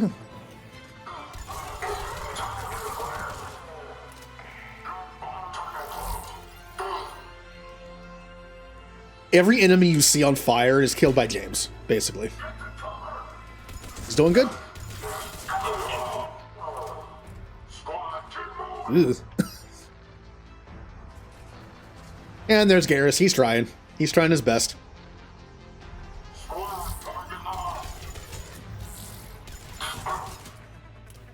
This is why cloak shotgun would be kind of fun.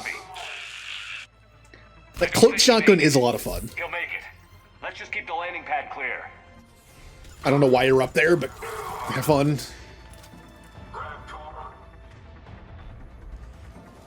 Get some ammo.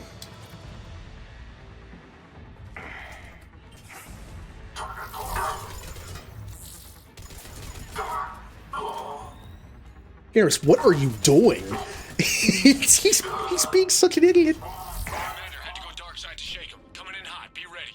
He just ran through. He just ran past the enemy like, oh, I'll be fine. Heading for extraction point now. Ow, ow, ow, ow. James, if you wouldn't. Okay, thank you, James. Right away. Since Garrus doesn't seem to want to help me right now.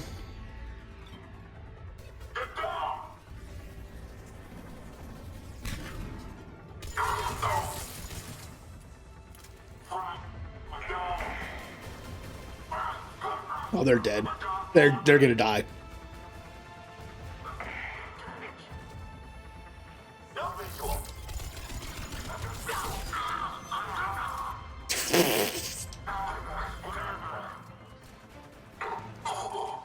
See, Garrus, you're doing a little better now.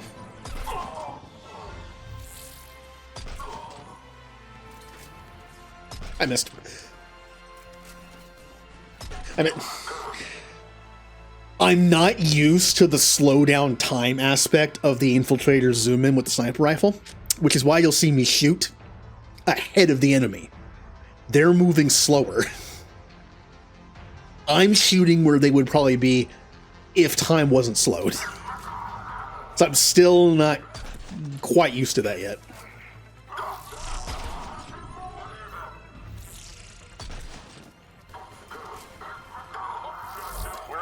extraction point. Ready for pickup.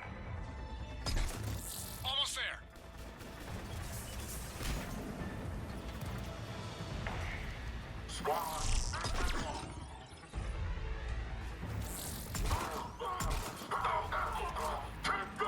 Huh, alright. You bet. Garrus, where are you? Oh, there you are. Alright. Alright, we're fine. We're fine. We murdered them so quickly, we're just waiting for Cortez now.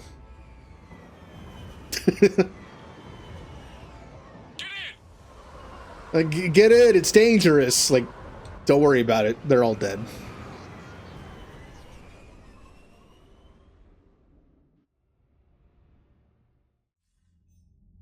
Commander, we've got our best engineers looking at the Reaper tech you secured from that lab. What was Cerberus doing with it? We don't know yet, but whatever Cerberus is up to, it can't be good. Even if we can't determine its purpose, we've disrupted their experiments. I doubt they'll just close up shop. Agreed. We'll keep sending strikes against the facility. Good work, Commander. I was actually tempted to bring a shotgun to that fight, because I know that area is very close quarters. Maybe in the future, if there's another fight that I know is like pretty close quarters, maybe I'll bring a shotgun instead of a sniper rifle. Could be fun. Could be something different. Could get me killed. As I said, shotgun infiltrator's fun. Especially when you have the right build. Again, like the standard human infiltrator in the multiplayer of 3, I would run them on like normal just for fun. You do cloak, and you make the cloak make you do more damage. Also, you can use 1 power without decloaking, and you would just cryo them and either freeze them or like damage their armor, and then you would just shoot them in the head with a shotgun. That's a lot of damage. See the feeds from Palaven? It's brutal. I'm amazed the Turians are holding. Sticky grenade was also viable with that build because they wouldn't see you, so you could like more easily stick them. Commander? Commander? All right. What do we have? What do we have going on now? Do we have any missions that require action? Not really. Okay, I think we're down to just go back to the Citadel and do a bunch of talking missions. Gotta get through them. I think it's funny, my first time through the contest, the first time it was a thing, I think I was like one of the few people who actually did all the missions. You didn't have to. I did them because I banked on the risk of doing the missions was worth, what's over here? The risk of doing all the missions was worth the extra experience and money, especially in 2 and 3.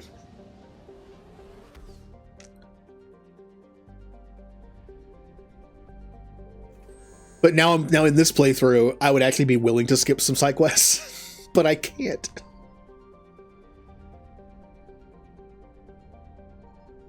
Where even am I?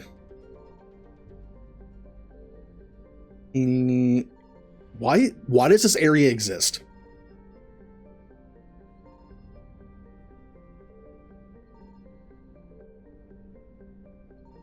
I found something. There we go. Okay.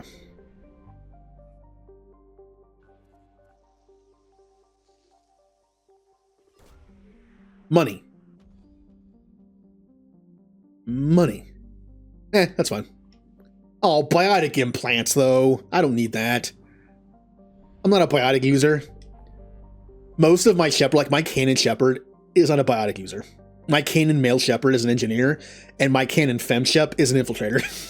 So it's like, as you can see, I don't have biotics. Now, my alternate version of my engineer is a biotic, but they're a sentinel. So it's like they have like half, if that, the biotic ability of like an adept. You know what I mean?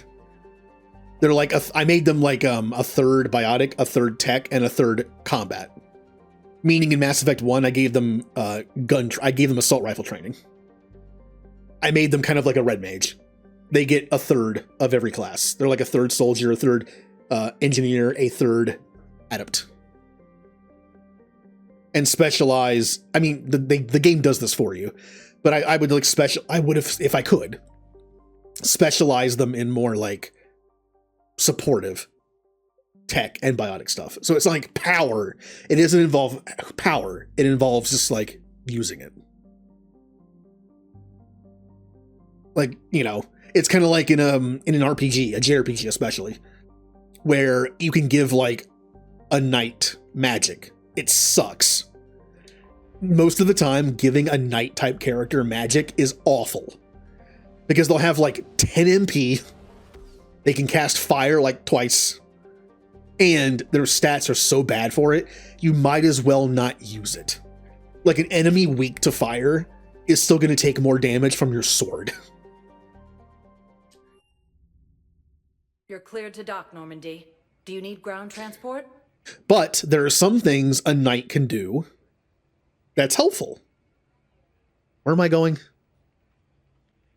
Where's the first place I have to... Let's go to refugee camp. I need to get to the refugee camp. Yes, Commander.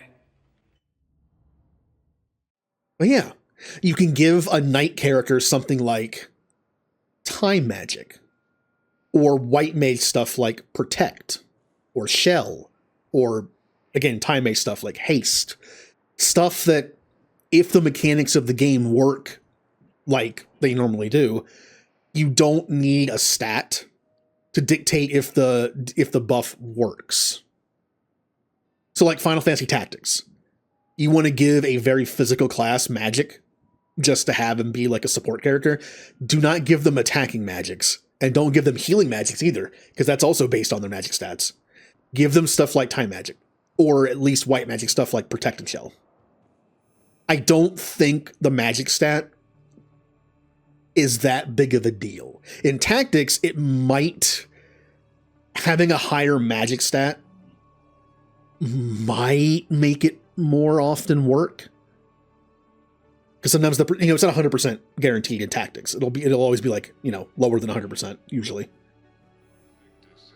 Maybe that's one of those games where the higher your magic stat, the more likely a buff works. I don't remember. Garrus, Kelly. No, we already talked to them. What am I doing? Blood Pack. Presidium Commons. All right. Let's just go down the list. Welcome, Commander Shep. One moment, please. I just remember in some games, depending on like your magic stat, the magic stat not only dictates damage, but also how likely. I'm Commander Shepard. Oh. Welcome to the crew. Michael James, thank you for the follow. Welcome. Oh, yeah. In some Final Fantasy games, like just because that's most of the JRPGs I've ever played in my life, like 90% of JRPGs I've played are Final Fantasy games. I hope to change that someday by playing some Persona games. At least. But yeah, in some games, not only does the magic stat dictate damage, it also dictates how likely a debuff is going to work on the enemy. So it makes a character like that less usable. But in games where that isn't a factor, it's kind of fun to give your physical characters like support magic. We really don't need that. Tell you what I need. Sniper rifle extended barrel. I want damage. And this is none of that. Ooh. That'd be a decent sidearm. Not on this difficulty though.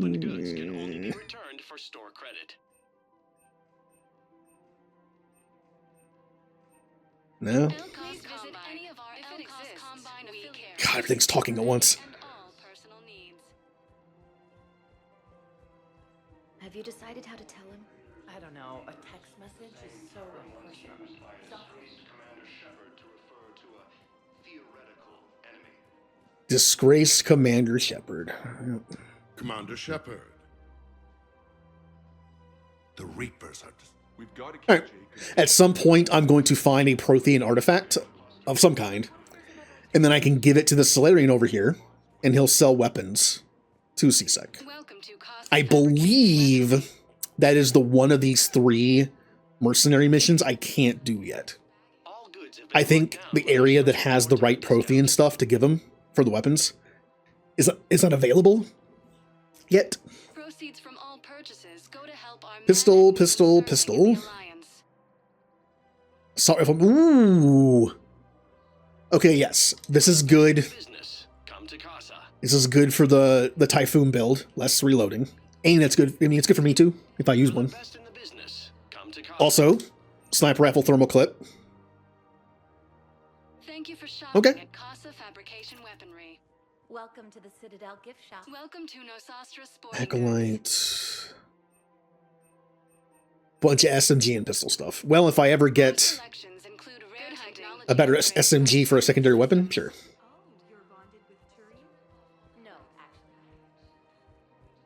Welcome to Agor Munitions.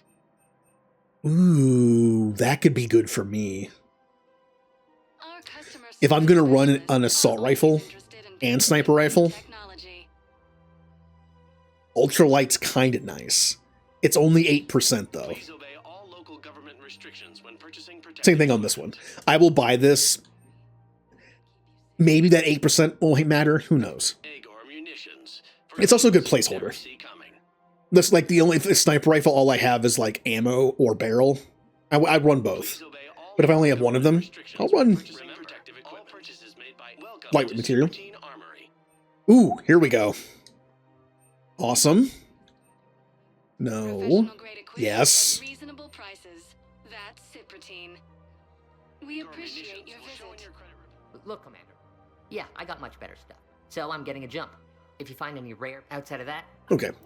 So yeah, I'm pretty sure that's a fetch quest. You'll find something like on a random planet by probing it. But I'm pretty sure whatever planet that is, we don't have access to it yet. It might be in one of the Krogan systems. Or whatever systems unlock when you get to the Krogan stuff. And we can do this. Quick. This is just talky. And we're done. That's so fast. Also, I always talked about how Bray was the cool Batarian. Gnarl's pretty cool too. Gnarl and Bray, I wouldn't mind one of them on my team. I still want a Mass Effect game that has a Batarian teammate. I want a Batarian teammate. I would also really like a Volus, Elcor, and Hanar crew member. They don't have to make them viable in combat. I understand that'd be annoying. Hanar especially. Although they can, I mean, we've seen Blastos model have guns. But Elcor have to attack with like turrets on their back. And Volus, we've seen Volus in multiplayer. But it's still not very good. So, but I would love to see like those people on the ship. But as far as teammates go that we haven't gotten before, I mean, really all that's left is Batarian. That are easy to do. Alright, we have Blue Suns. We have to deal with him later. Then we have the Eclipse. I need to go talk to Bailey. Welcome, Commander Shepard. One moment, please. Now arriving at Presidium Embassy. Dina, Bailey, Diplomat Terminal. Diplomat Terminal? Diplomat, I'm assuming, is this guy right here. Yes, his squad did return. That's Ambassador, not Diplomat. That's for the mission with what's-his-face.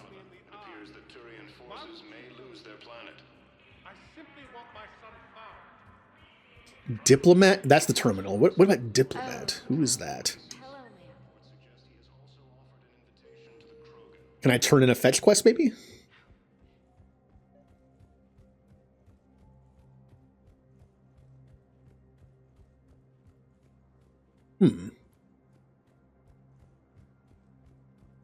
Somebody is highlighted as a diplomat. Look, there's no way I'm letting that psych. No, freedom will.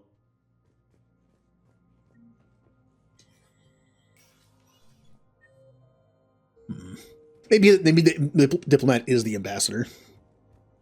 Well, once I get their fetch quest done, I guess we'll see if they disappear or not. The Council called the invaders Reapers, the same term once used by a disgraced Commander Shepard to refer to a theoretical enemy. Who are you? I think I recovered the obelisk you mentioned from the Shrike Abyssal. It's waiting in Bay D-24. Since I'm here... Bow, I have some possible hits. Got some strange money transfers on Balone, and Alun is sending a lot of data. Balone's clean. His money transfers are to support his mistress. Not sure about Alun. I'll pull his bio. I'll check Olun's personal records and pull his recent messages. Can I just note how odd it is for a Hanar to have a mistress? You know, if Bow catches up with you, I can grant you immunity. What, if I join up? Last time I did that, you wrote me into a suicide mission. I didn't say you had to join up. You were working your way around to it. To be fair, Kasumi knew it was a suicide mission when she joined. It's not like I hired her and then was like, oh, by the way. This Academy request facility. Sure. Oh, I missed some stuff. Biotic amp interface tech. I mean, it's only 1,000, but nobody on my team has biotics. Oh, this can be turned in at the hospital. Oh no, this is actually, no, this is for a fetch quest. Never mind. Then we have ultralight materials for sniper rifle and assault rifle. I missed both of those. It only adds 2%. I can wait on those. So the hospital has a turn in, and now I have another one to turn in. I think it might also be at the hospital. So wait, where do I... Benning...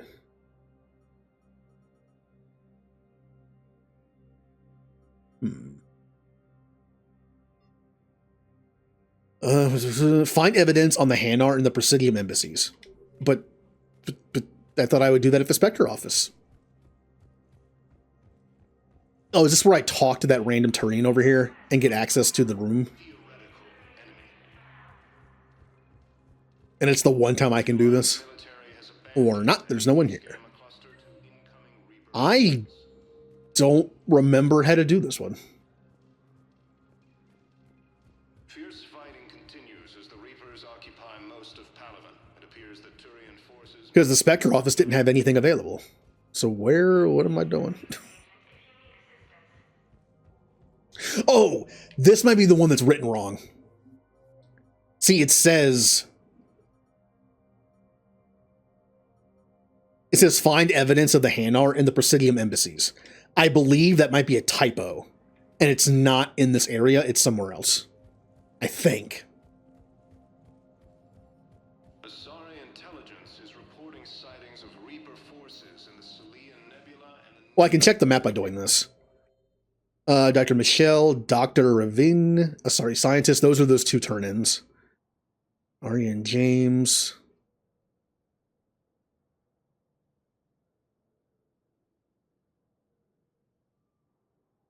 Terminal. Yeah, it might be that one. Yeah. Welcome, Commander Shepard. One moment, please. Now arriving at Docking Bay D-24. I'm pretty sure there's a side quest in this game where it tells you to go to the wrong place, and I think that's that one. I think. Shepard. Oh yeah, Miranda's also here. Okay, first deployment is somewhere near Palaven. Commander Shepard. Doesn't matter. What's the alarm?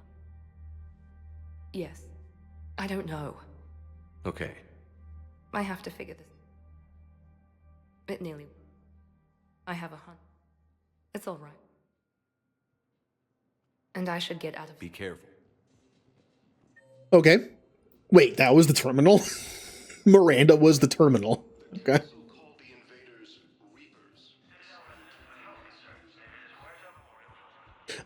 I'm still not entirely sure where to start where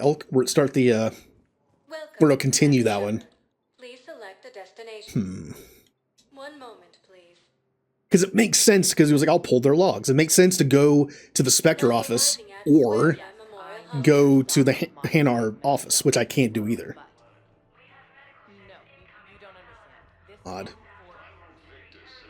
Listen, I am a surgeon at Huerta Memorial on the Citadel. I found this metagel formula and figured you could make good use of it. Where did you find this? Never mind, it doesn't matter. Yes,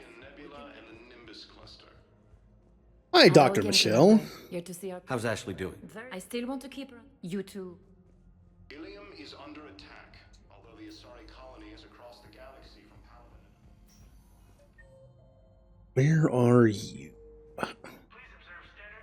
I overheard you talking. Grissom Academy is gone. But I found this while I was there. What is this? Good to see you up and around. I guess. If I have any... I'm sorry. I heard from... But he was this... Thanks. Yeah.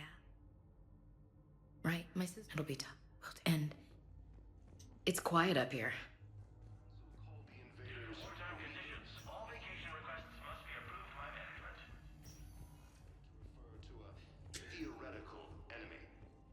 So I need to go to the Commons and talk to the person in jail.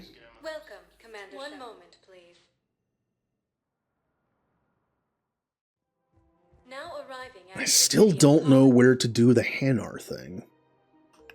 I guess it doesn't matter how I do it. I just need to tell him about us. Primarch Victus has requested a war summit of council races. We've got to keep I'm not talking to them. Welcome to the Citadel gift shop. All proceeds from today's purchases go to... Up here?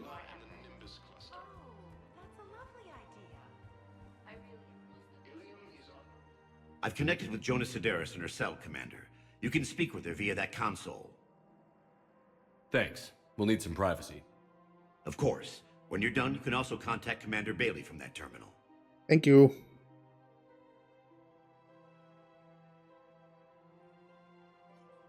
I want to talk with you. You've killed a lot of my people. If you had bones.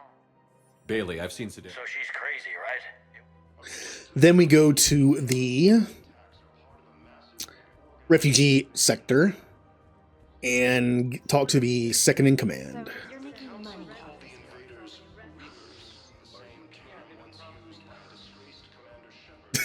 I saw that. Elko's Combine sells like weapons and funeral stuff. So we sell the weapons to them, and then when they die, we sell funeral arrangements. Man. Please select a destination. One moment, please. Oh, space capitalism. Now arriving at Oh. Docking Bay E. Bow. Oloon's doing some heavy lobbying for the Hanar to support the war effort. So he's clearly not indoctrinated. Who's opposing him? An unnamed Hanar recently posted here from Kage. I'll check transit records for incoming Hanar. It all comes down to the war, and you trying to pull everyone into it. Would you rather the Reapers win? I'd rather spend whatever time I have left with KG. KG wouldn't want you to spend all your time plugged into that thing. Well, he shouldn't have died then. Oh yeah, let her keep it this time. Probably not the healthiest option. What was I doing? I already forgot what I was doing. The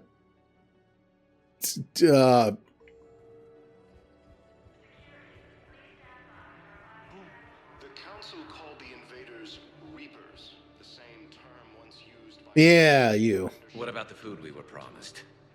Again, I still find it really funny that Commander Bailey referred to that Asari as insane. Tell him Garrus Vicarian And just, you can't let her out. She'll just murder people.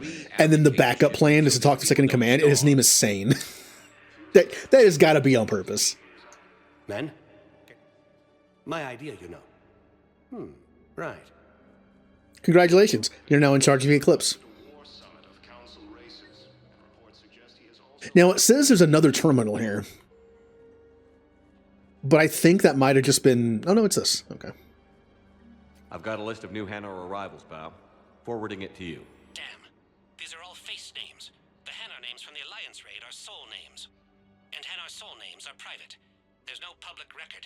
Can you get back to their personal communications? On it. Maybe we'll find names there. So how's the rest of the gang? Met up with anybody else? Garrus is helping out on the Normandy. He never could pass up a good fight. What about Jacob? Haven't heard from him.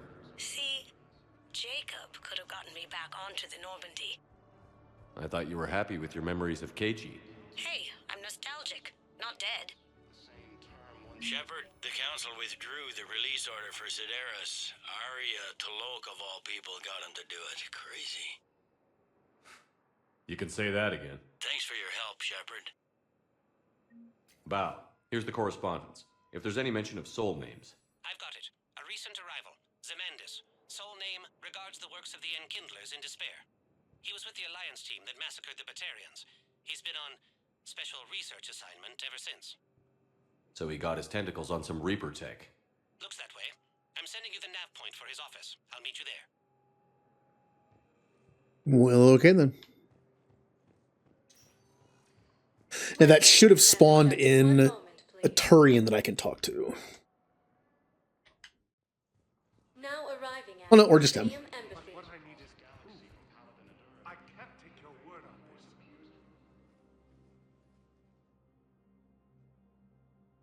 Zemandis?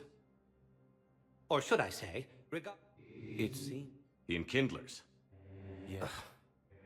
You big, stupid jellyfish. You know, I support religious freedom for all. Your skepticism. Damn it. Wait. A virus would be detected unless sent on low priority chat. Help him! I'll handle this!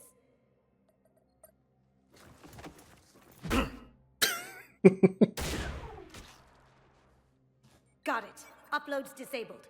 Looks like we're in... There's no... I'm not a... It's not. Youth and Shep. No, when you talk to the Turian, it lets you in there. That's for the Volus ambassador mission. What was his name? Din Korlak, I think. Alright, now what are we doing? We can't do that for a bit. We can't do this until we unlock the mission to go there. That's DLC. DLC. Haven't found those yet. Haven't found those yet. Book of Planets. Recover it from Irune. I don't think I can go there yet. We see prototype from search the Ismar frontier for the components. Haven't found that yet. And then we have priorities for Kesh. So all of these we have to wait until we unlock more areas to go. So it looks like we're doing priorities for Kesh next. Welcome, Commander Shepard. One moment, please. That'll unlock some new areas. Then when we start doing the Turian Krogan stuff, we'll unlock more areas. We'll get more fetch questy stuff done. How much money do I have? It's not awful. I would like something too, Garrus. I saved up for you and James to have your fun weapon. I want my Valiant. Unfortunately, the Valiant's the most expensive weapon in the game. But it's one of my favorite sniper rifles. That's what I'm saving up for next. After that, it'll just be upgrades. And upgrading weapons. Technically, my next priority should be saving money to level up the Typhoon to the highest level possible. Oh, I have to... Oh, come on. I hit A by mistake and now I have to land again. Cleared to dock, Normandy. Do you need ground? I'll handle it. Yes, Commander. I couldn't back out of it. Bye. Speaking of Pokemon, which popped into my brain randomly, the shiny 5-star Rayquaza raid starts this week on Thursday. I believe my time, Eastern time, it's Thursday at 8. It's only a 5-star raid, which, like, the last time we had one of these kind of raids, it was a Mewtwo raid, but it was rank 7. That Mewtwo raid is the only raid I was not able to solo. The Mewtwo raid was very difficult. This is only a 5-star, so it should not be that bad. We've had this before. With we had a Dialga and Palkia raid that was 5-star. I believe Palkia was only in Violet, and Dialga was only in Scarlet. Because I don't own Scarlet, the only way to get the Scarlet half was to find hosted raids of it. Like someone hosts it in Scarlet and you join. but only one of my profiles has online. I know I could get a family plan and like have them all joined. It's too expensive. I'd have to pay like an extra 30 or 40 bucks a year. I know it's only a year, but still. That's a game. Potentially. So yeah. I was only able to get one Dialga on my main game, but I was able to get 5 Palkias. What I did with the Mewtwo raid was I had a profile where I started a new game, played it for an hour, unlocked raids. Technically, you can't do 5-star raids and up until you beat the game. However, you can join them if they're hosted.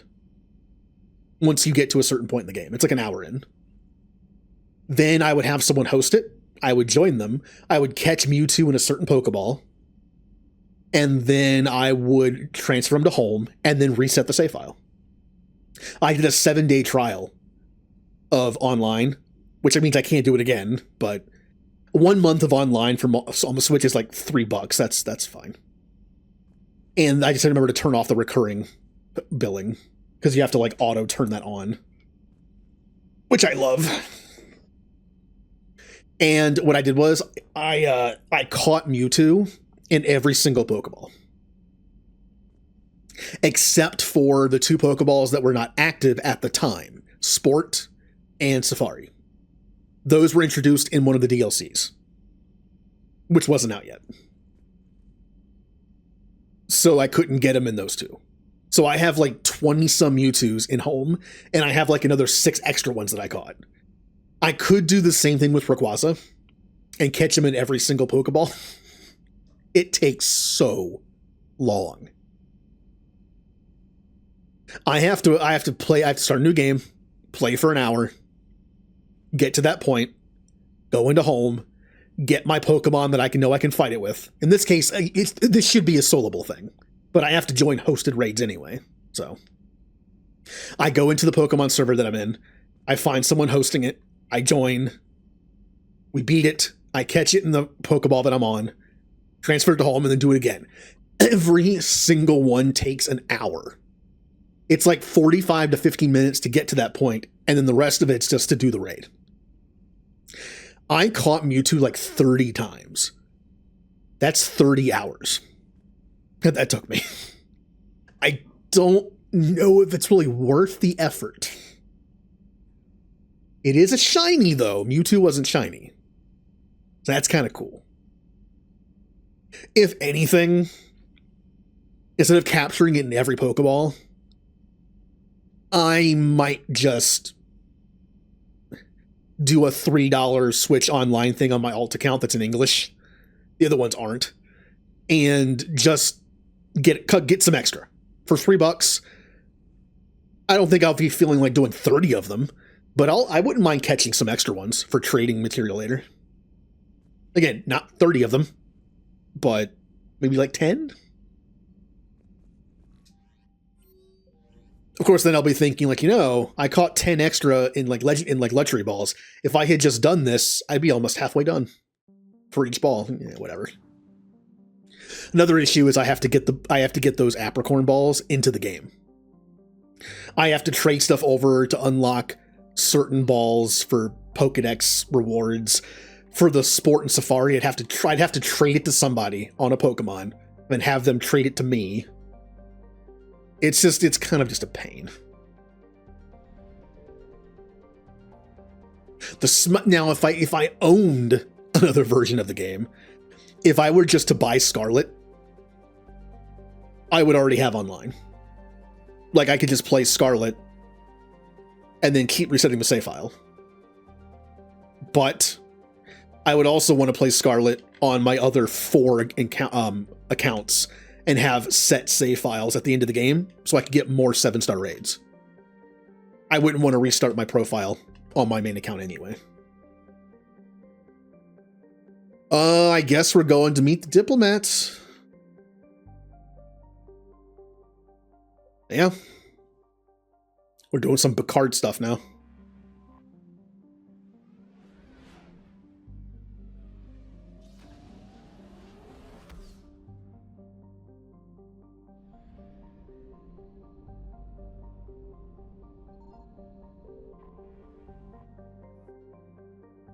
Oop. Commander, the Solarian Dalatras and Krogan clan chief are ready to come aboard. Have them brought to the conference room. And hope this doesn't start another war. If it was Reeve, maybe. The Krogan is a no. The Krogan. Absolutely not. It wasn't. And after Jennifer, we uplifted the Krogan. No good can come. So the Dalatress here sent in a team to clean up the whole mess and to take them prisoner. I like how if you look at the shadow, you can see Morden's like metal thing that he has on his head. Those are my Dalatress. Oh, we're curing the Jennifer.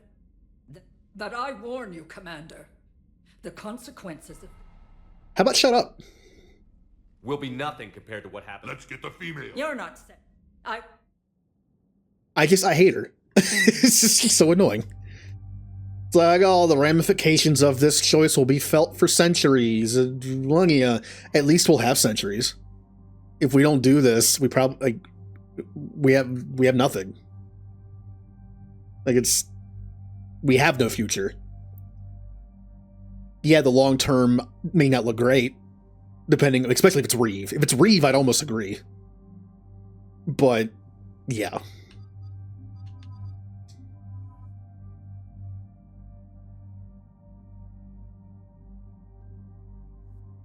Again, I kind of argue that maybe Solarians are known for being short-sighted because they only live to be 40 years. Several generations for them is like one generation for even a human. So maybe when they say like, yeah, the future, like it's weird. Like they don't plan, it's like they don't plan for the future as much, even though that's what she's complaining about. But she doesn't see the fact that it's like, if we don't do this, we have no future. Even a future subjugated by the Krogan is still a future. Either that or the Reapers win.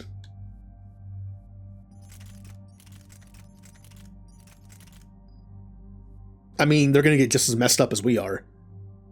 There's a good chance that after the Reaper War is over, the Krogan might be extinct anyway. All right, so we got new upgrades we can give them. We have the barrel, and we have the extended magazine. Which again, it means less reloading. For Garrus, that's good. For James, I tend to default to the armor-piercing one, since he doesn't have armor-piercing rounds like Garrus and I do. Oh, that was James. Whoopsie. Garrus. Get that and that. And then I have the extended barrel 2, and I can also have the thermal clip 2. Yeah. I kind of don't want this on there. Yeah, no, don't do that. Let's do it. Let's do magazine 1 and damage. All right, should be good. 4 hull points. Well, I'm looking for 6, so we can't do that, anything with that. Damage by 30% or impact radius. Because this is supposed to just debuff enemies, we'll do impact radius. Maybe it hits more than 1. And James... frag grenade, just because it's something extra I can do. It's like a free thing that I can trigger every now and then.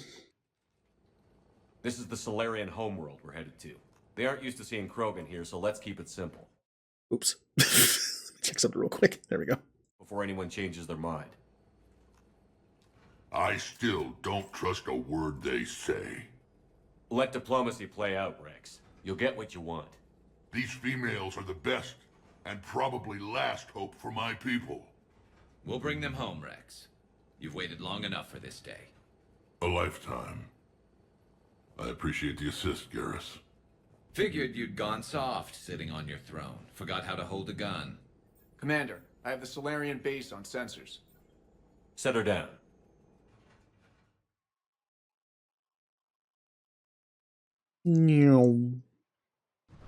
We finally get to go to the home planet of the Solarians. Commander,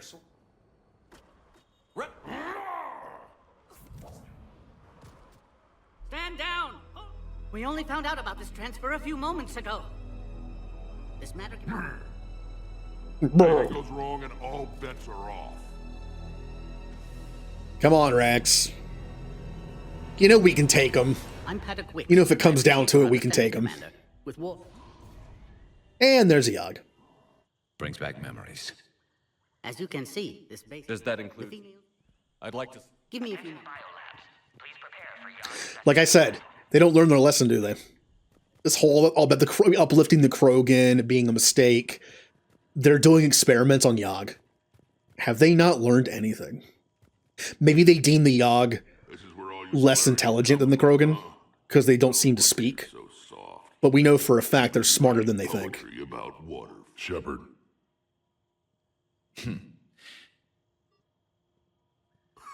I could throw a few Solarians off a cliff.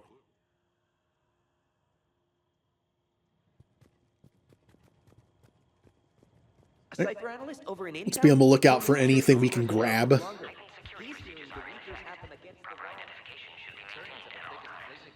Since it's less money I have to spend. Ensure the smooth handover of the Krogan detainees. Who gave the order? Our superiors. That's all that matters. But another incursion? I hope we can... We should let the... Commander Shepard, it's Major Kirahi. Good to see you. Yeah, Kirahi. Either way, I have... Think of all the casualties. Though rumors suggest, which is why I never became a diplomat.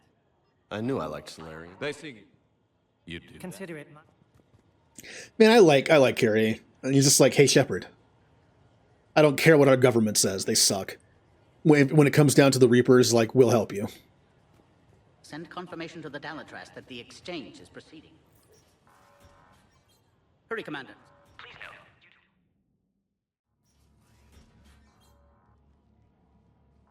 no. Oh. Eyesight still... Special consultant. Had The to be Reapers me. are here. Someone else might have gotten it wrong. Llama Raid. You must be. Yes. I am. How was your stream? Let me do the old manual shout out. Why isn't that working? There we go.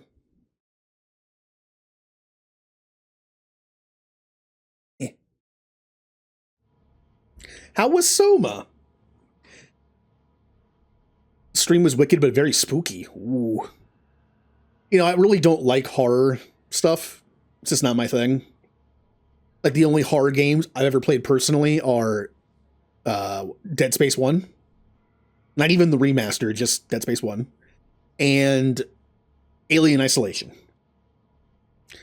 However, I have seen Soma played through. I've watched you play it, and I saw somebody else play it a while ago. I like it. Yeah, Soma's different. Soma's like existential, just brain stuff. I like it.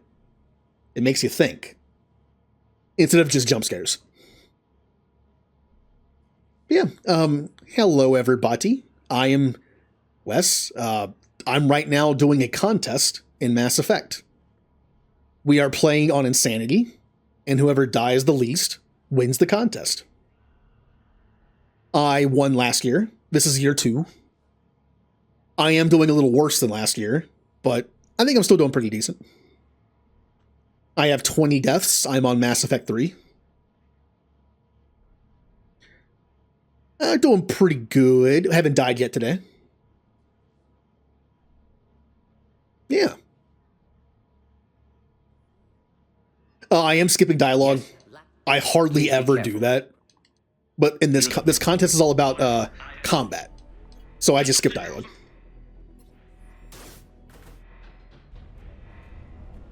Okay, my controller's constantly rumbling. If you ever skip dialogue in games before, you know it can mess up the game sometimes. For instance, I don't know if you... it stopped. Never mind. I was gonna put the controller on the mic. I am playing Infiltrator, which is, I think, a very nice class to play when you're trying not to die in this game. However, I guess my personal build is Soldier. I used Soldier in the first contest. I had 15 deaths across all 3 games. I already at more than that. Yeah, we're doing pretty good. Very simple build. I don't use abilities. So I don't have stuff in Sabotage or Incinerate. It's literally just shoot things with Sniper Rifle. And Cloak, of course. We're also doing the very famous, what I like to call the Rambo Garrus build. It is basically max out armor-piercing ammo, max out your assault rifle damage here, and then give Garrus Typhoon. And just let him go.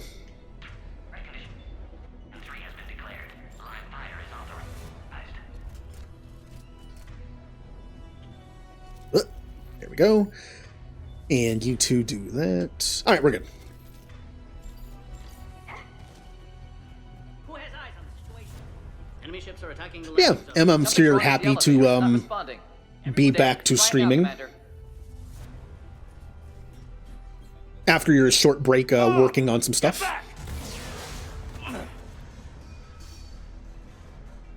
Commander Shepard, are you all right? Is there another way out of here? Other side of the lab, an emergency exit. I can open it from here. Shepard, Cerberus force is trying to locate female. Quarantine checkpoint under attack. Hurry! Shepard, it's Rex. I took the shuttle. Do whatever it takes to get the female up to the landing pad. I'll try to make life miserable for Cerberus. Taking enemy fire from position Telsec 4. All right. So yeah, I'm skipping dialogue, which again, I don't normally do that in Mass Effect. I love the dialogue and the story, but I'm basically treating this like a third-person shooter on hard. You know, just pew pew. Clear. I doubt that's the last of them. How loud was that? Yeah, it wasn't that loud. Okay. More incoming.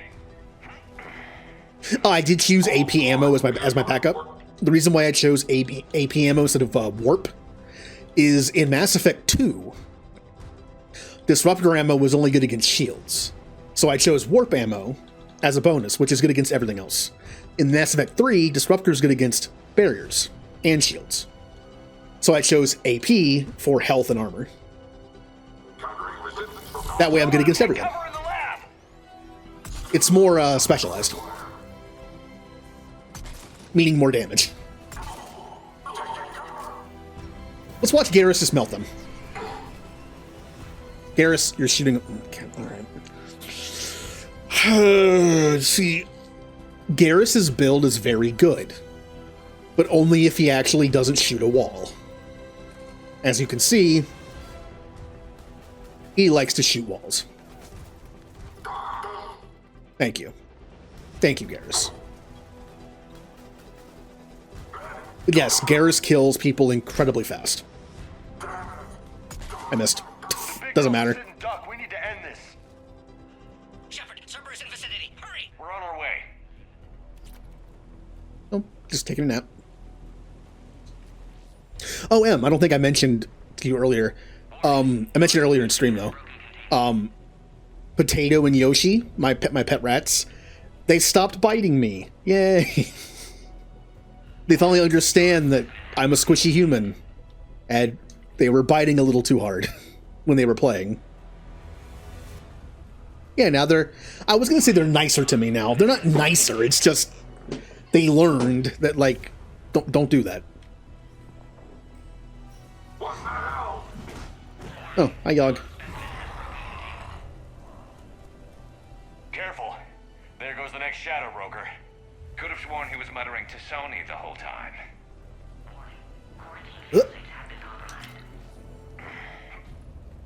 Oh, speaking of that, I don't have any updated pictures in here, but I do have a thing. Let me see if I can find it. I don't remember which one it is. Not that one. Not that one. Nope. No, where is it?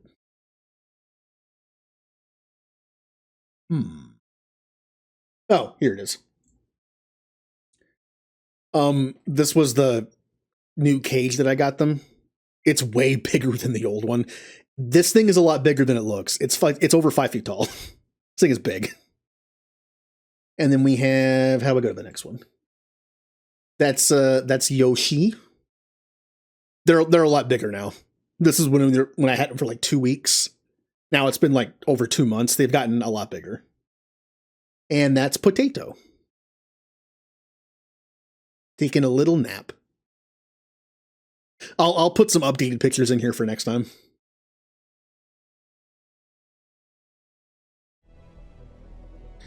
But yeah, that little play area that I showed you, like in the front, I think it helped a lot. Now, I will say the one thing, they stopped biting me. They still scratch me though. They can't help it. They have like little needle, claws, nails. They're not too long. I know if an animal's claws get a little too long, you're supposed to trim them. They're not that long. It's just like they're sharp. And whenever one of them like crawls on top of me to get to my shoulder, they'll jump down and like sometimes slide down my arm. And so on my left arm, I have a couple scratches. And then at one point, I believe it was Potato, used my right upper leg as a launching pad to jump back into the cage. Remember Back to the Future? When the DeLorean gets to 88 miles an hour and it leaves those 2 fire trails where it was? Yeah, it's like that. It's just like these 2 like scratch lines of him like lining up the jump and then jumping. So, yeah, new problem. Not as bad, though. I mean, when you have a pet, scratches are just a hazard. Like, biting's one thing, but it's just scratches. They just move around and it happens.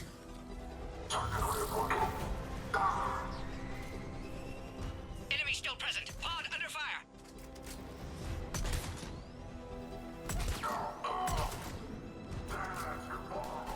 I mean, when I had a cat growing up, that cat would accidentally scratch me all the time. And that was back when cats were declawed. He still had his back claws. And there were times where he would like jump off of me. And his claws would just like, dig into me a little bit. And I'm like, ow, thank you.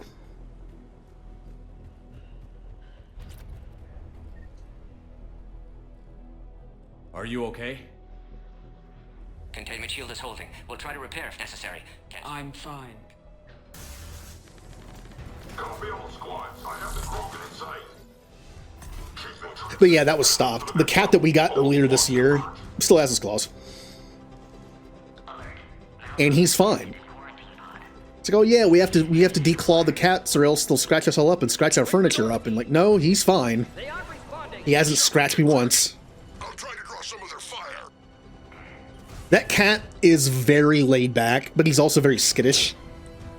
But he doesn't attack. He runs. He's still afraid of me.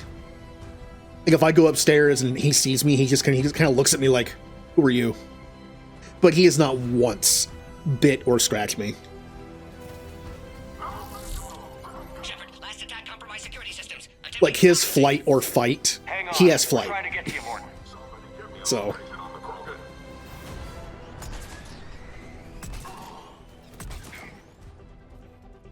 All right, teammates. You know what? Just get no. Here. Hold. Okay.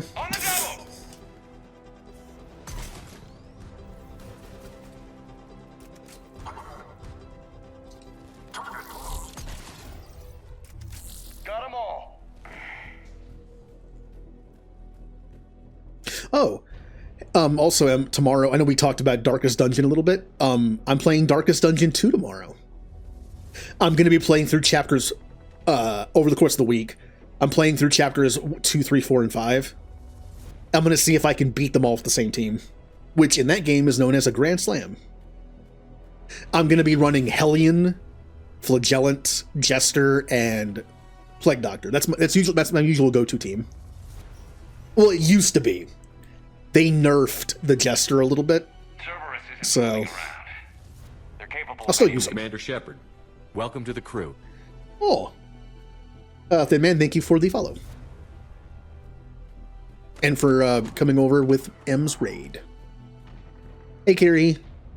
Commander, stay back. Orion Squad, your orders are to hold position and block access to next checkpoint.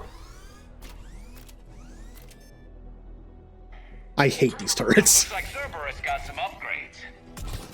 I'll cover you, Commander. Make your advance. Head-to-head will get us ripped up, Shepard. Try flanking them! No, we're fine. We don't have to flank. We're good. We have to take out those turrets!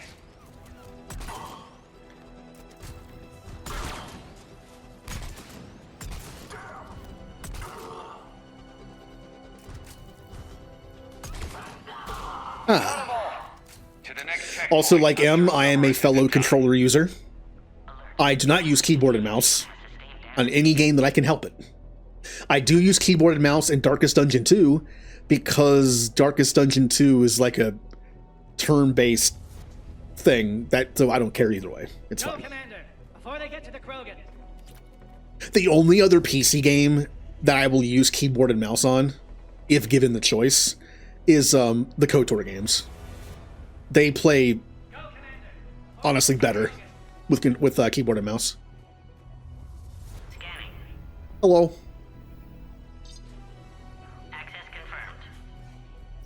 But any other game that has controller support, I use controller. Why else would they be here?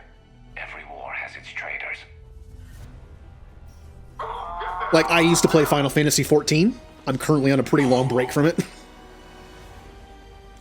But I love Final Fantasy XIV and controller. It feels very comfortable. Oh, we're in the shit now! They're up top, too! Find cover! Throw a grenade at me. I'm headed up top. Shepard, take the high ground.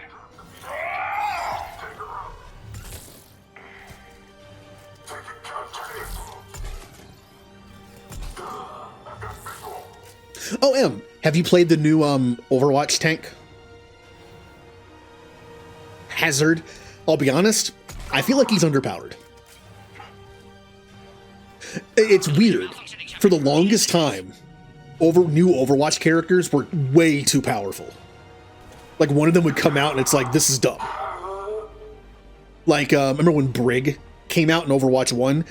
Way too powerful. I loved original Overwatch 1 Brig. Way too good. And then, like, so I'm trying to think of, like, different tanks and, like, different people that came out that were just like, you're too good. You must be nerfed. Sadly, they nerfed Juno. I still play her. I believe they made her have, like, fall-off damage on her gun, whether it be for damage or healing. That's fine. You're supposed to play her kind of like an up-close healer anyway, with all that speed.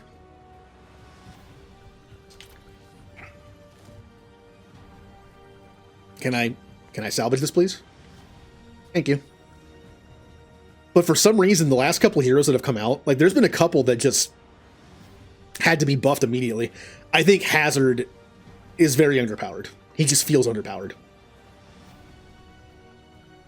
Like, in playing him and facing him, he just feels underpowered. Oh, I got Brig's golden gun. Well, weapon. Because she was so good when she came out, I played her all the time. Then they nerfed her.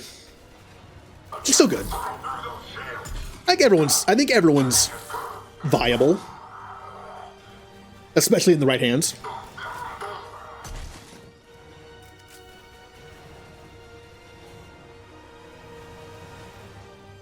What are you guys shooting at? Oh. Shepard, suspect Cerberus has cut power. Can't progress until you reroute emergency systems. As much as Overwatch drives me nuts, I still play it. I've invested too much time into it to stop now, you know what I mean? I played Overwatch 1 when it came out. We're now on 2, like, I'm gonna keep playing it. I have so much stuff that carried over from 1 to 2. All those skins and... You know, back when skins didn't cost $50. God, the prices on skins are ridiculous in that game now. Hey, you see this really cool skin? $20. No. Excellent. Can clear us. Wait, another Cerberus squad. I'm gonna be sad when the Avatar: The Last Airbender skins come out and I can't buy them because they're too expensive. Understood. Yeah, well.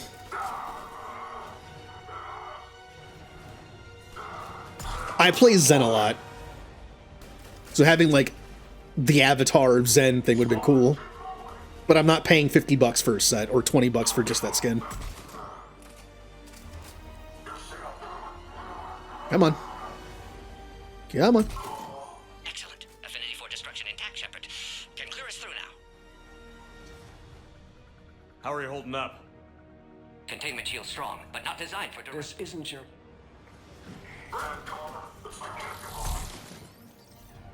Well, anyone who plays Overwatch,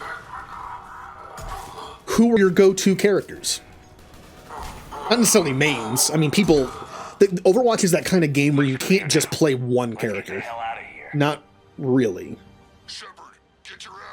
Like, you need to be able to switch to a few different characters. The female's on the way up to the landing area. Okay. Where am I going? I forget. Well, I know I go up there. I'm going backwards, aren't I? No, I'm not. I'm not. I think we're near the top. Like with DPS, I'm all over the place. I like different characters.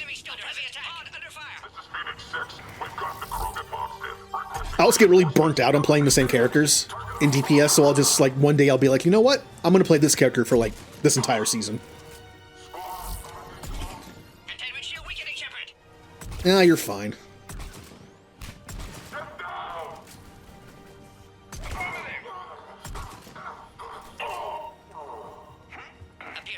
This season, for some reason, I decided on Sojourn.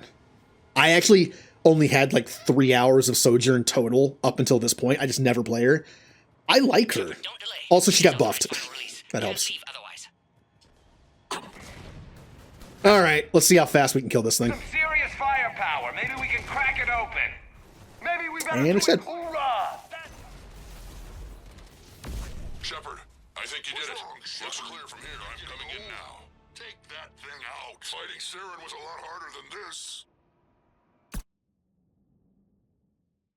I killed it so fast, Rex's dialogue overlapped itself. Commander, I'm hearing chatter you're brokering a treaty between the Krogan and the Turians. If I get Krogan boots on Palaven, the Turians promise me their support. And how does Cerberus get involved? I don't know. The elusive man is up to something. Then keep them at bay. I can't overstate what a victory this treaty would be for the Alliance. We'll need all the help we can get. How's the Prothean device coming? Alliance R&D has officially begun construction. The team has dubbed it Project Crucible. We're throwing it. This is going to be... Will we get it done? But we can do...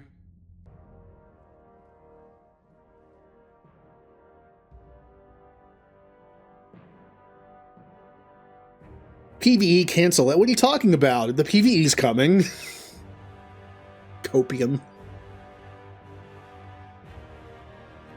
It's still being worked on, right? People can come later.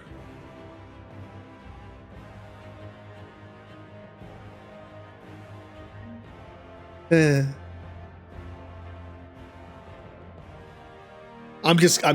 going in circles now. Okay. Man, PvE could have been so good. Like the fact that we're working on like dual techs. You know, kind of like what Marvel Rivals already has. I have not played Marvel's Rivals. But I do know there's at least the fastball special with Hulk and Wolverine. I do know that exists. So there was some pretty cool, like, I remember there was a thing where Reinhardt and Brig could, like, intertwine their shields and make it super strong. That kind of stuff that was going to be, like, interesting, like, you know, dual tech Chrono Trigger kind of things. And now it's dead. Solarians would have a base on their homeworld secured better. Nah, they were solid. Cerberus has Reaper tech. Commander. And having, like, skill trees where you could pick different abilities. I've marked it on the galaxy map. At the very least, at some point this season, they're bringing back 6v6. It's going to be, last season they brought back 6v6, but it was like no limit 6v6, and it was like day one release Overwatch. So it was only like 16 characters. Day one, you know, turret Bastion, 150 health Zen.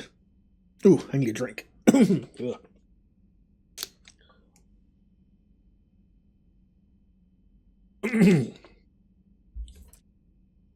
I did not miss a couple of those characters. Day one Roadhog. Dumb. Day one, McCree at the time. Dumb. Flashbang Fan the Hammer. You're dead. Did not miss that. And some characters just felt completely underpowered. Like Diva and Junkrat. Felt terrible. They've gotten better. But man, I remember when Roadhog could just one-shot anybody. Remember when Roadhog's Whole Hog Ultimate would just murder the entire team? And now it's just kind of like a push. I forgot how powerful that thing was. Oh, remember how bad Zen was? I played him during this 6v6 weird thing. And he's just, oh man. He felt so slow. His Transcendence ult wasn't sped up yet. So when you pop it, you're still as slow as walking speed. So you're like, I would pop Trance and I would just like slowly like walk towards my teammates to heal them. Oh, they're all dead now. All right. I didn't get there fast enough. Man, they made that so much better when they increased the speed. Also his health. 150 health is nothing. The good old days where he could be one shot by Widowmaker in the foot.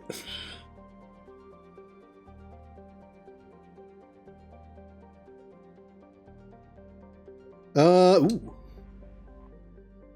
Oh, it's terrible.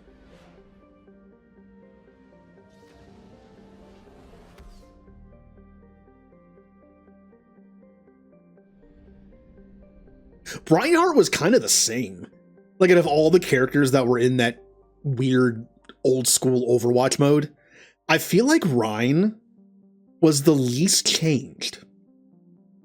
The only difference was he had one less fire strike. Like, that's it. And his shield was tougher. You know, I understand why they lowered the health of barriers back then, because dual barriers sucked.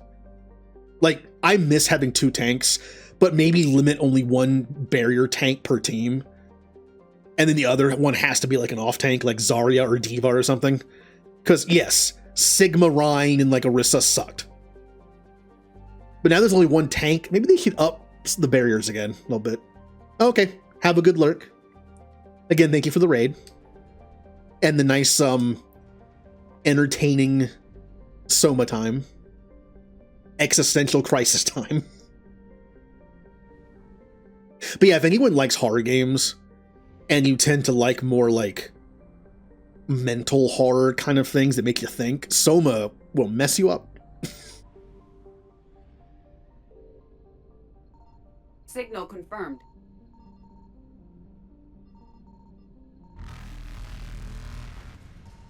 All right, where is it? There's going to be fuel, so there it is. Okay.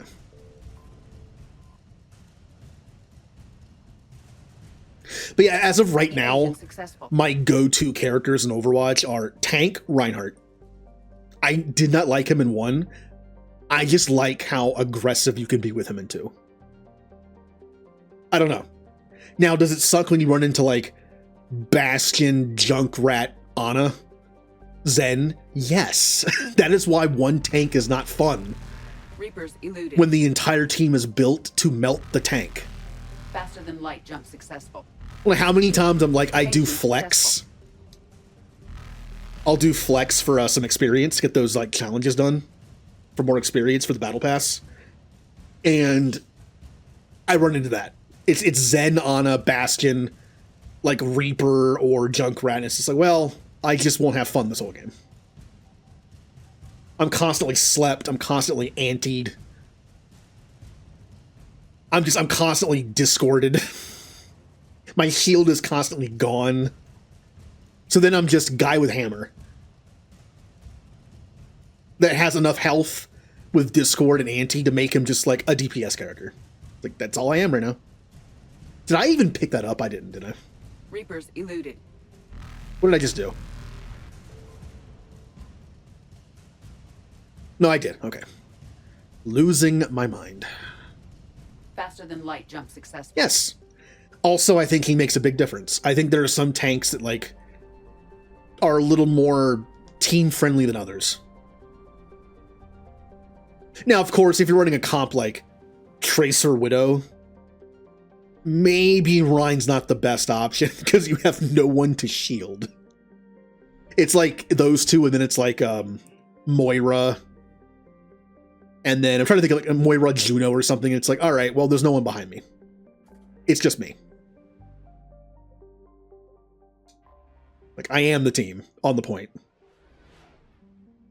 Widowmaker's a mile behind me. Tracer's a mile ahead of me. And then Moira's doing DPS Moira stuff, and Juno's just zipping everywhere, and it's all right. I found something. Now, one of my favorite combinations, though, speaking of Juno, though, was Rhine Juno. It was really fun. I played Juno nonstop when she came out, and I loved having a Rhine on the team, or Junker Queen. I would just boost them into their team constantly. It was fun. That's scary, by the way. Successful. Seeing like a speed boosted nanoed Rhine coming towards you. Oh, I'm dead. Reapers eluded. I played Juno so much that I've been playing since day one, Overwatch 1. She has a long way to go to reach like top 10 most played character in terms of time. But in terms of level, which was introduced in Overwatch 2, Juno is now my third highest ranked character. I played her that much. She's fun. Signal confirmed.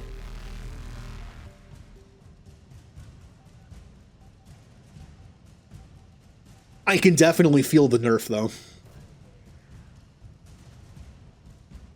That damage / heal fall off from a distance, I can feel it. I haven't played her nearly as much since then.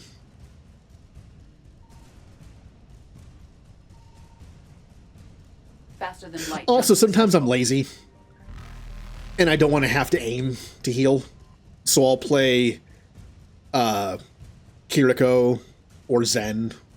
Although with Zen, you have to aim to shoot, obviously, but sometimes I just feel like it's so nerve-wracking to try to have to hit someone to heal them, like Ana.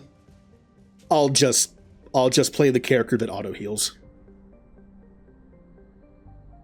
Lifeweaver. I don't play Mercy, though. I suck as Mercy. Reapers eluded. Faster than light. For people that think Mercy's an easy character to play, she's not. You have to know when to heal and when to power up. A lot of people don't know how to do that. I don't know how many times I've died with a Mercy connected to me, but she was like powering me up instead of healing me. Well, I'm dead now. But also her movement. I've never been able to do her movement properly. There are some Mercies that are just impossible to hit. I can't do that. I use controller.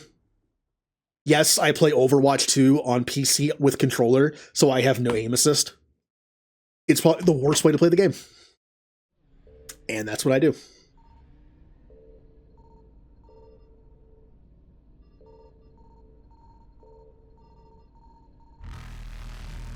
There might be nothing in the system.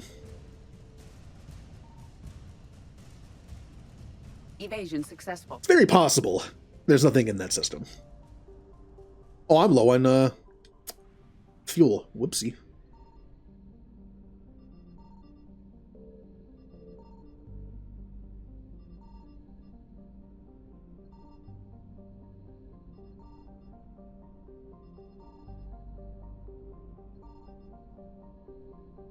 All right, let's go find Grunt.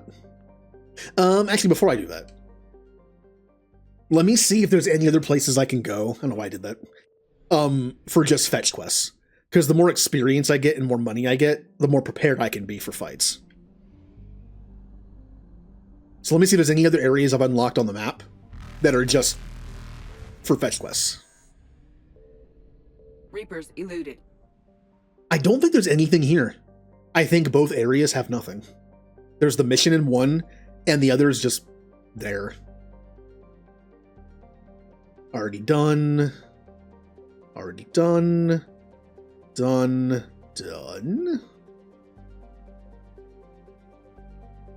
There's nothing here. This is where Sirkesh is.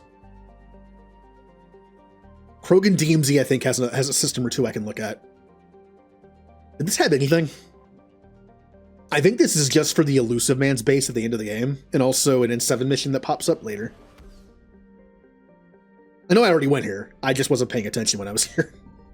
Yeah, like, I'm pretty sure there's nothing here. Yeah. Eventually Noveria unlocks as an N7 mission.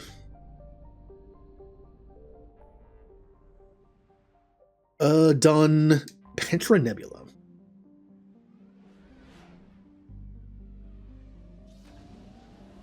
No. You've already been here too? Yeah, this is where the mission was for the kids. Yeah, we're good. Again, I wish it would say 100%, even though I know there's nothing there. I wish it would just say 100%, just so I wouldn't keep going back there to check it. Hi, Julie.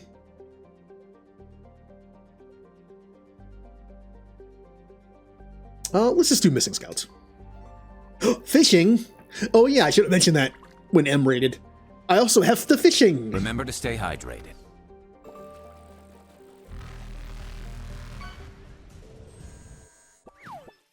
Oh, you got Tally Smile. I hate that emote, by the way. I really don't like that emote.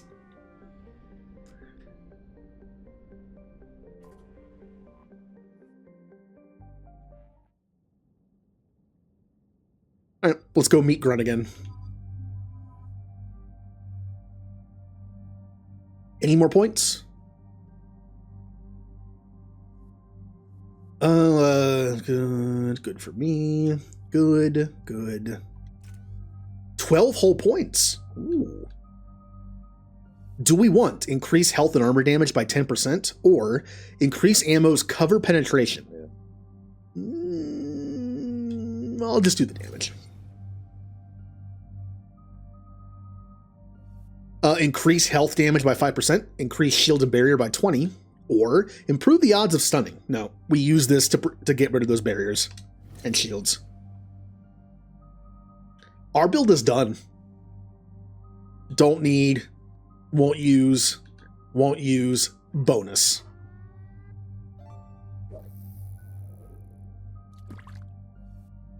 Yep, that one. And James. Again, James is done too. Just this, I'll just do frag grenade for fun.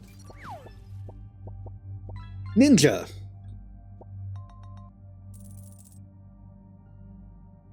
I'm trying to think if there's a Final Fantasy Tactics character that no one's caught yet.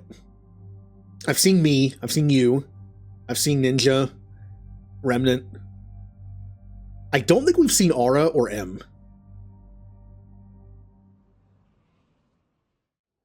EDI, any more information on the situation?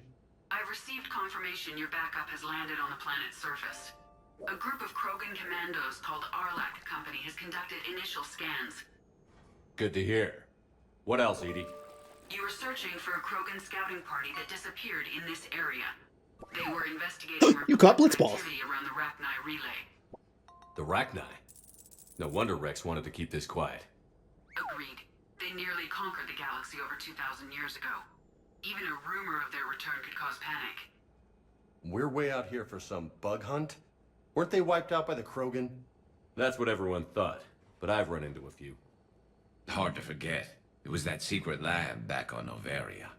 Not something I want to repeat.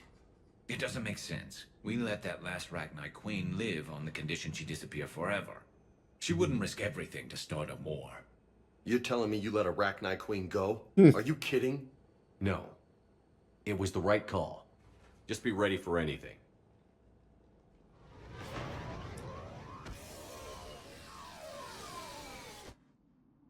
That's why I collected a few.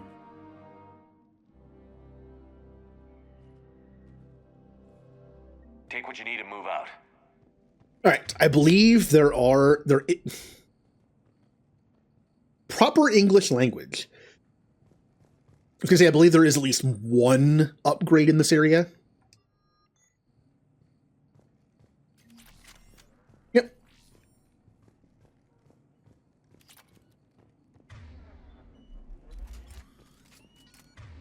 But yeah, Julie, did you have any more surprise naps after the one you had yesterday? I don't think a surprise nap is pretty... I mean, it depends on what you're doing.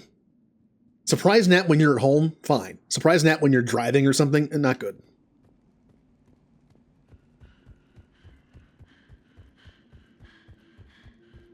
Not surprised Grunt found his way into the action. Little guy's all grown up. Glad he's here.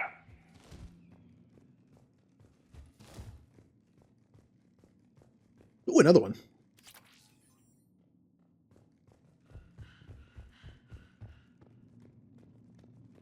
Ready, Shepard. We're right behind you.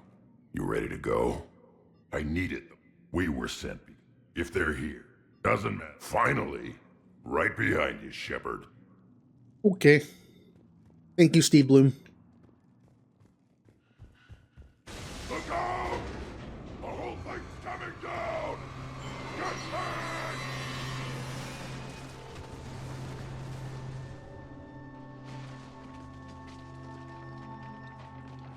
Everyone all right? Shepard! You in one piece? Looks like we're all okay. Keep in radio contact. On our way!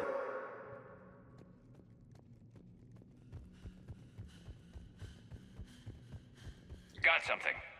I see it. So Mass Effect isn't known for being a creepy game, but this is kind of one of the... You know, if this game had creepy missions, this is one of them. Been dead a few days. Yeah, if he has his weapon, grab it. You won't need it anymore. Whoa. Is that webbing? Looks like it.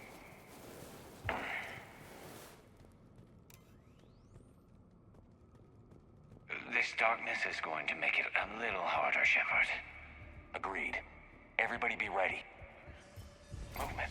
Anybody catch that? Don't worry, I got you covered.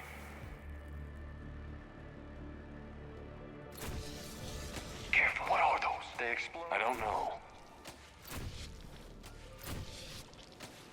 Oh, since this kind of reminds me of creepy stuff, I've mentioned on stream before that there was a game on Xbox, I think it was only on Xbox, maybe PS2, that was based on the movie The Thing.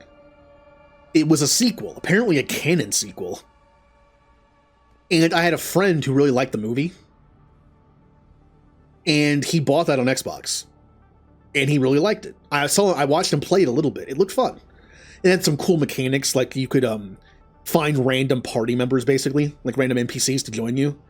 But you'd also could find like random tests that they had in the movie. You know, like where you put like the blood in like the petri dish and then like take like a live wire to it and see if it reacts like a separate organism.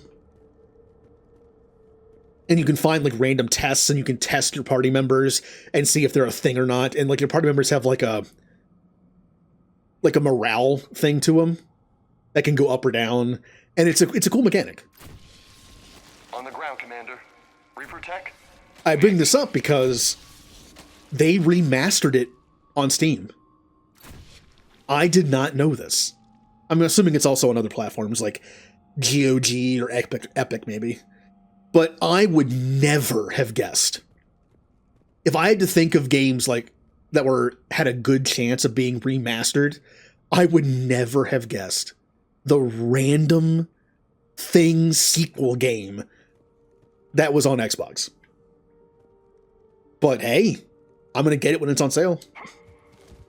Because I never got to play it myself. I've seen it played a little bit. It was always kind of a cool looking game. The review basically said if you're looking for the original game with some quality of life improvements and like better graphics and it runs better, here you go. Like definition of a remaster.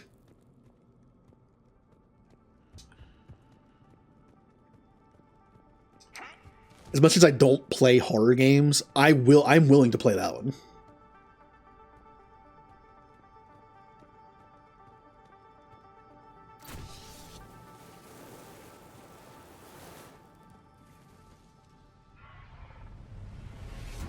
I also really like the movie.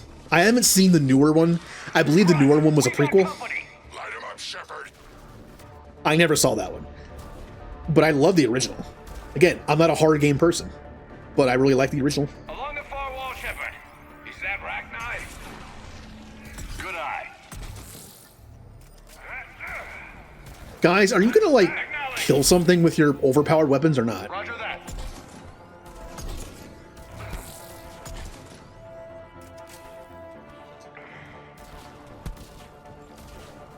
I'm on it.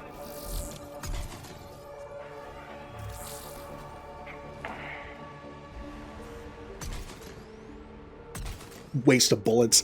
But yeah, if anyone's a fan of the Thing movie and that kind of horror movie where it's like suspenseful, you don't know like who's bad, who's good, that kind of thing in video game form, maybe wishlist that on Steam. Could be fun. I'm gonna wait for it to be on sale. It seems like a game that probably will be on sale, you know, like 6 months from now. Finally, something to kill. Like summer sale. I could definitely see it being on sale. Lost a Krogan to a sinkhole. Bad way to go. The nest has to be here somewhere. These Reapers are protecting something.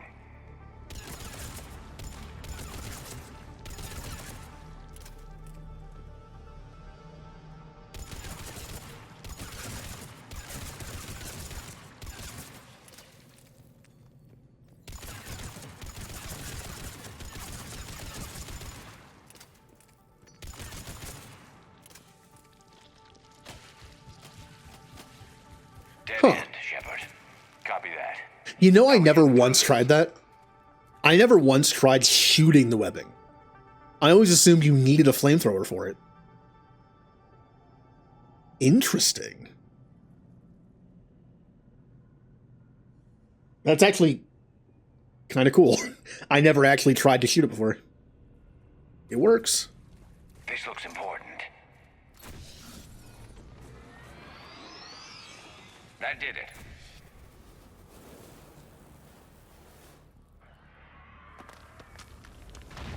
Shepard!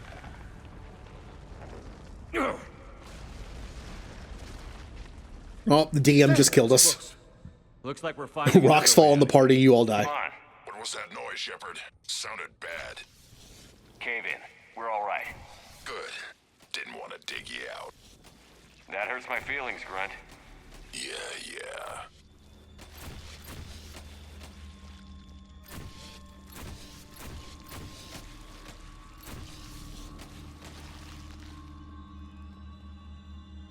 Shepard, I know what happened to the scouts. What did you find? They got hit hard. The leader ordered them to carry weapons deep into the caves. He knew the next team would need help. They died making sure we could make it to the central chamber. Come on. Yep. They sacrificed themselves to make sure we could succeed.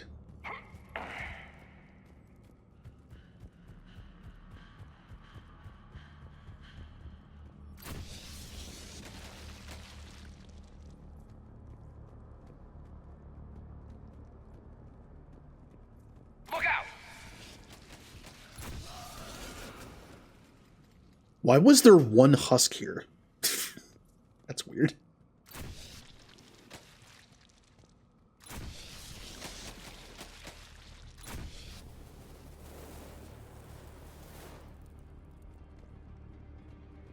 Hey, we're killing bugs with fire. Some would say this is a good thing.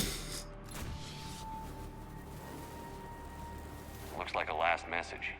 He's asked that it be delivered to an Asari named Erebba on the Citadel. Yeah, we know who this is. This is Char. This is the Krogan that does all the poetry for the Asari. It's always sad to find his body.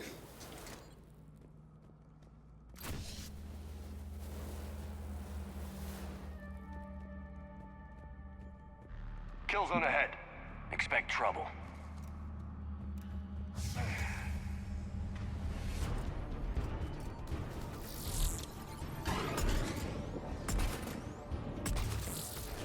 Okay.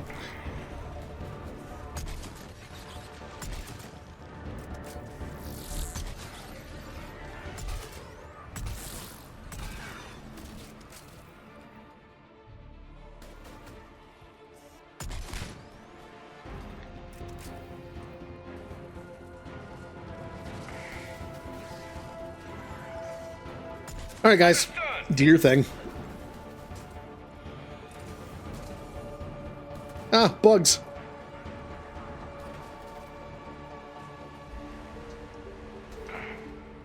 Ragnar dead. Keep the pressure up. Ooh. Ooh. I don't think I ever noticed that before. That's some Sephiroth stuff. Don't let it get a beat on you.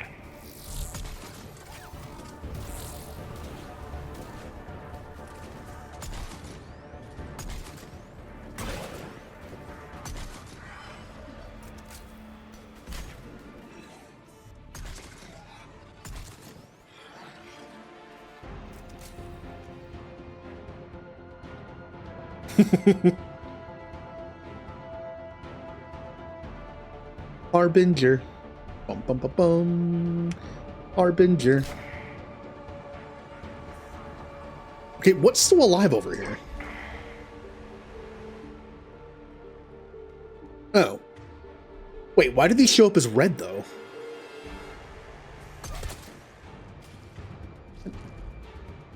Or is it just little bugs stuck over here? Yep.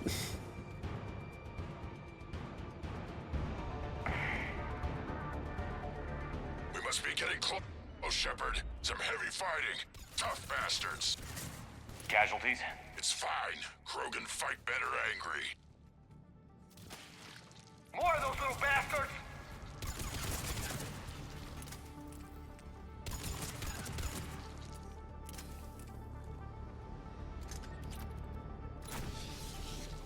Thought the Rachni like toxic environments. It's not pleasant, but we're breathing just fine. These don't look like regular Rachni. The Reapers must have changed them. Uh-huh.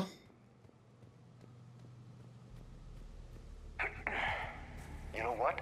I think they're bringing an army of those things down here. It all adds up. They reproduce crazy fast, and out here, nobody will know until it's too late. I agree. And they're throwing everything they've got at us so we don't reach the nest.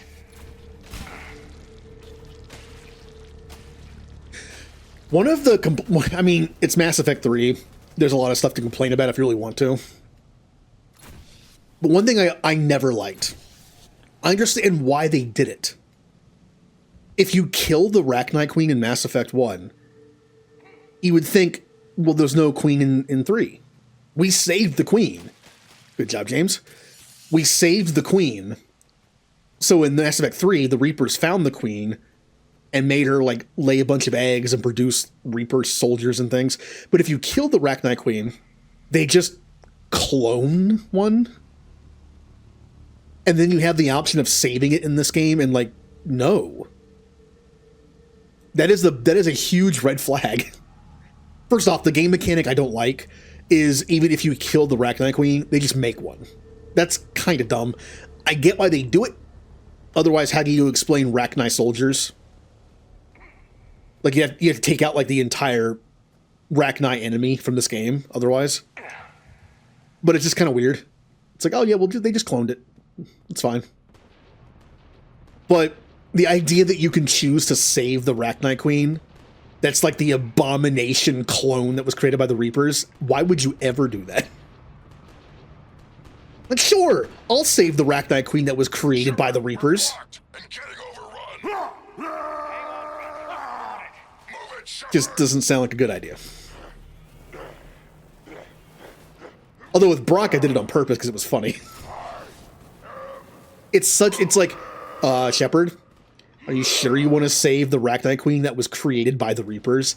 Oh yeah, what could go wrong? It's up there, Shepard.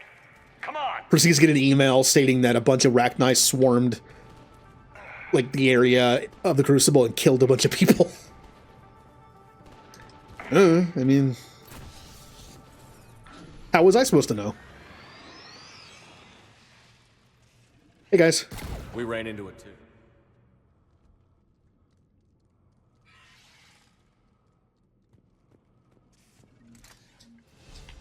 Ooh. 4 points. Sticky grenade is all that's left to put points in, and it's just extra.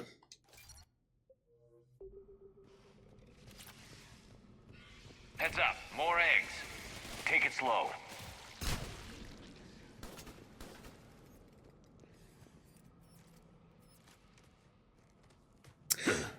Wow, would I really not like doing this?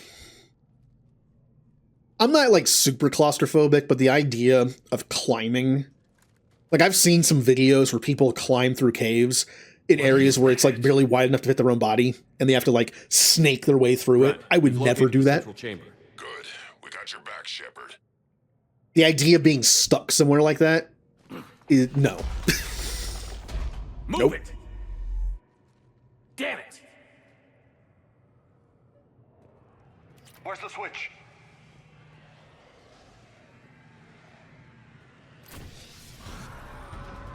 I think we pissed them off. This is it, people.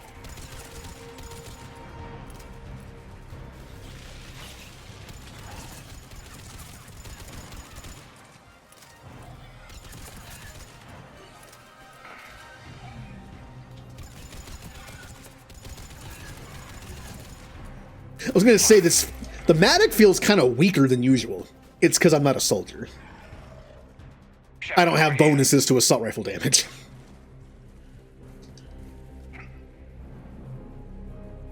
Plus, it's level 2 with like level 1 mods.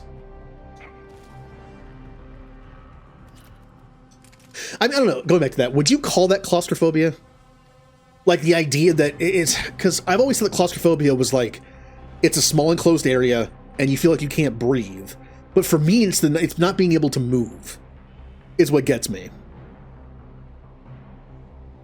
Like if I'm in a comfortable small area that I know I'm supposed to be in, I'm fine. But if it's an area I'm not supposed to be in and I'm stuck and I can't move, I really don't like that. Come on, we gotta get past these barriers. Let's get to the I thought maybe that was like a specific thing. Like the not being able to move in a closed area kind of thing. I guess that just falls under claustrophobia. Okay. How did I do that? You got it.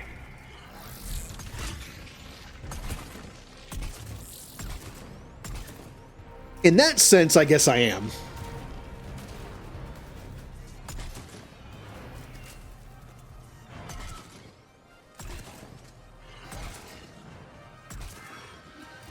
It's the idea that if my brain is telling me I have to move, but I can't, I really don't like that. Where it's like, I must move now, and I just can't. Man, they just keep coming. Stay focused.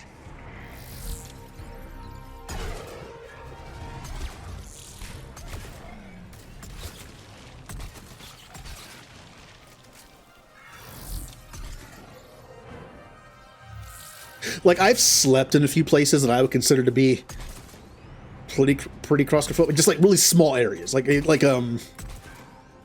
stayed in a camper once where the bedroom was like a closet. It's just like the size of this small bed. Like I can do that. I'm fine. It's just like places I'm not supposed to be. On top of that, I guess it would really bother me.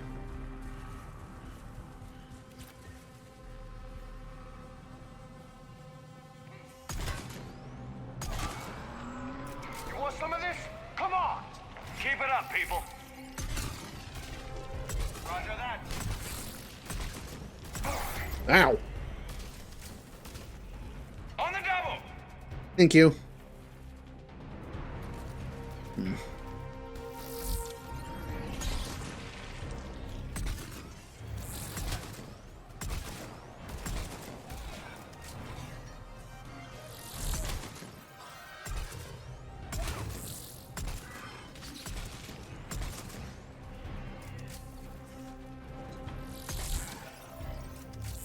Are you still dealing with that? Come on, Garrus, you can... Fine, I'll help you. I feel like my teammates are being dumber than usual. Like, I don't feel like the enemies are dropping like they used to. Shepard, the Rachni are backing off. Whatever spooked them won't last. Finish the job. Copy that. Maybe I should just use the Typhoon. Not good for my character, though. What the hell? What are you? The Reaper. You promised not to interfere. If they can return, they will destroy us all. Release us! We're getting movement. Copy that, Grunt. Are you capable of fighting? She's a mess. She needs too much time to... Shepard, we're out of time. We stay here, Arlec Company dies. Is that clear? Listen up. We'll buy you... Damn you, Shepard! Shepard, that's an order.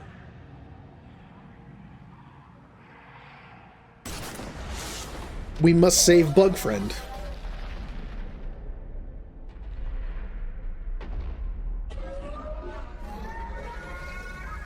Now get us out of here. Copy that, Commander. Anybody got something to eat? Hey, Grunt. I'm reviewing your report on the Rachni situation, Commander. This could have gotten complicated fast. I hope you know what you're doing, cutting a deal with the Rachni Queen. We got burned last time. I'm trusting your instincts, Commander. We can count on her support, Admiral. I hope so. But we cut the Reaper supply of new Rachni troops and picked up some additional Krogan support. I call that a victory. I've got to get back to it, Commander. Watch yourself out there. Hack it out. Shepard, you made it out of there. Sounds like I missed a hell of a fight. It was bloody, Rex. We could have used you. Too busy talking. I heard you make thinking out. Understood. I heard. You could say that. Good to hear. I should get... Shepard? Good. The cure's ready? No, still need transmission. We used it? I'd be careful who you tell it. Can use You close. Then finish Of course. Commander, Admiral Anderson is available on VidCom. Well, really? I don't care. Oh, I feel bad now. I hate not talking to everybody, but we just don't have to. We need do mission, and then fight. And that's it. When this war is over, I hope we find every race that sat back while we bled and get some payback. That's a good idea. That's a great Commander, Cerberus. Commander? How are you settling? I actually... Well, I'm out here. It's like... Oh, this? Edie? The algorithm. If it means... You know, my lab studied the Rachni. Long-distance communication with no time lag, the ability to control workers, and at close range, the Queen can even speak through dead or dying members of other species. Yep. Glad they're on our side.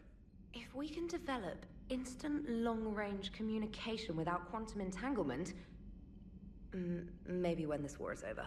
Yeah, the Rachni can communicate like just as fast as quantum entanglement stuff, but doesn't need to have that. It's like a biological version of it, which is pretty cool and very useful.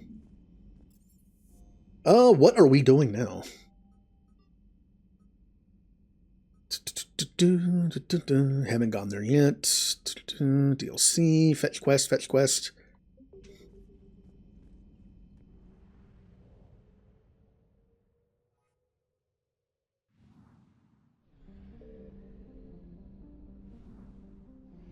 If I don't talk to the Primarch, does he not give me the mission?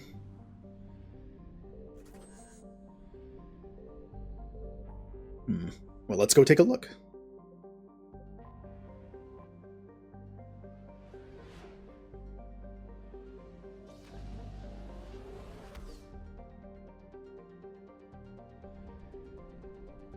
Investigate Cerberus presence, extract Turi. Okay, yeah, they're there.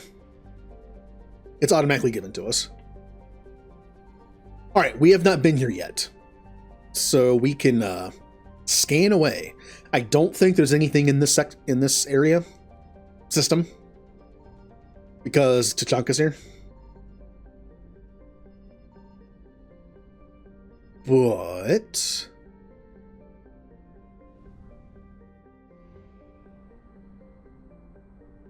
probably something over here.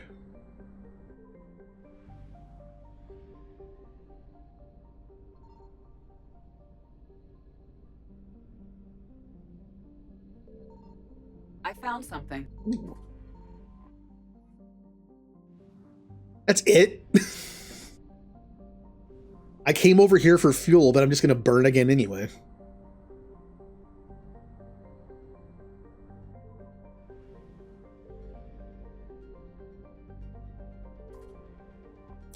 So yeah, we have the main mission, which technically I could do because I don't care about the consequences. However, I also technically can't because these two missions are fighting missions, and you have to do all side quests that involve fighting. So I have to do these, and I'm fine with that. That's fine. Let me go ahead and say I haven't saved the game in a while. I'm going to take a quick break because I'm going to go get my smoothie. I am bringing back smoothies to streaming because they're a nice meal replacement and I can just drink them while I'm streaming. I don't like to eat while I stream, but drinking is fine. So I'll be back in like 3 minutes tops. Also, the only time I ever play ads to get rid of pre-roll ads is the beginning of the stream, so no one misses anything.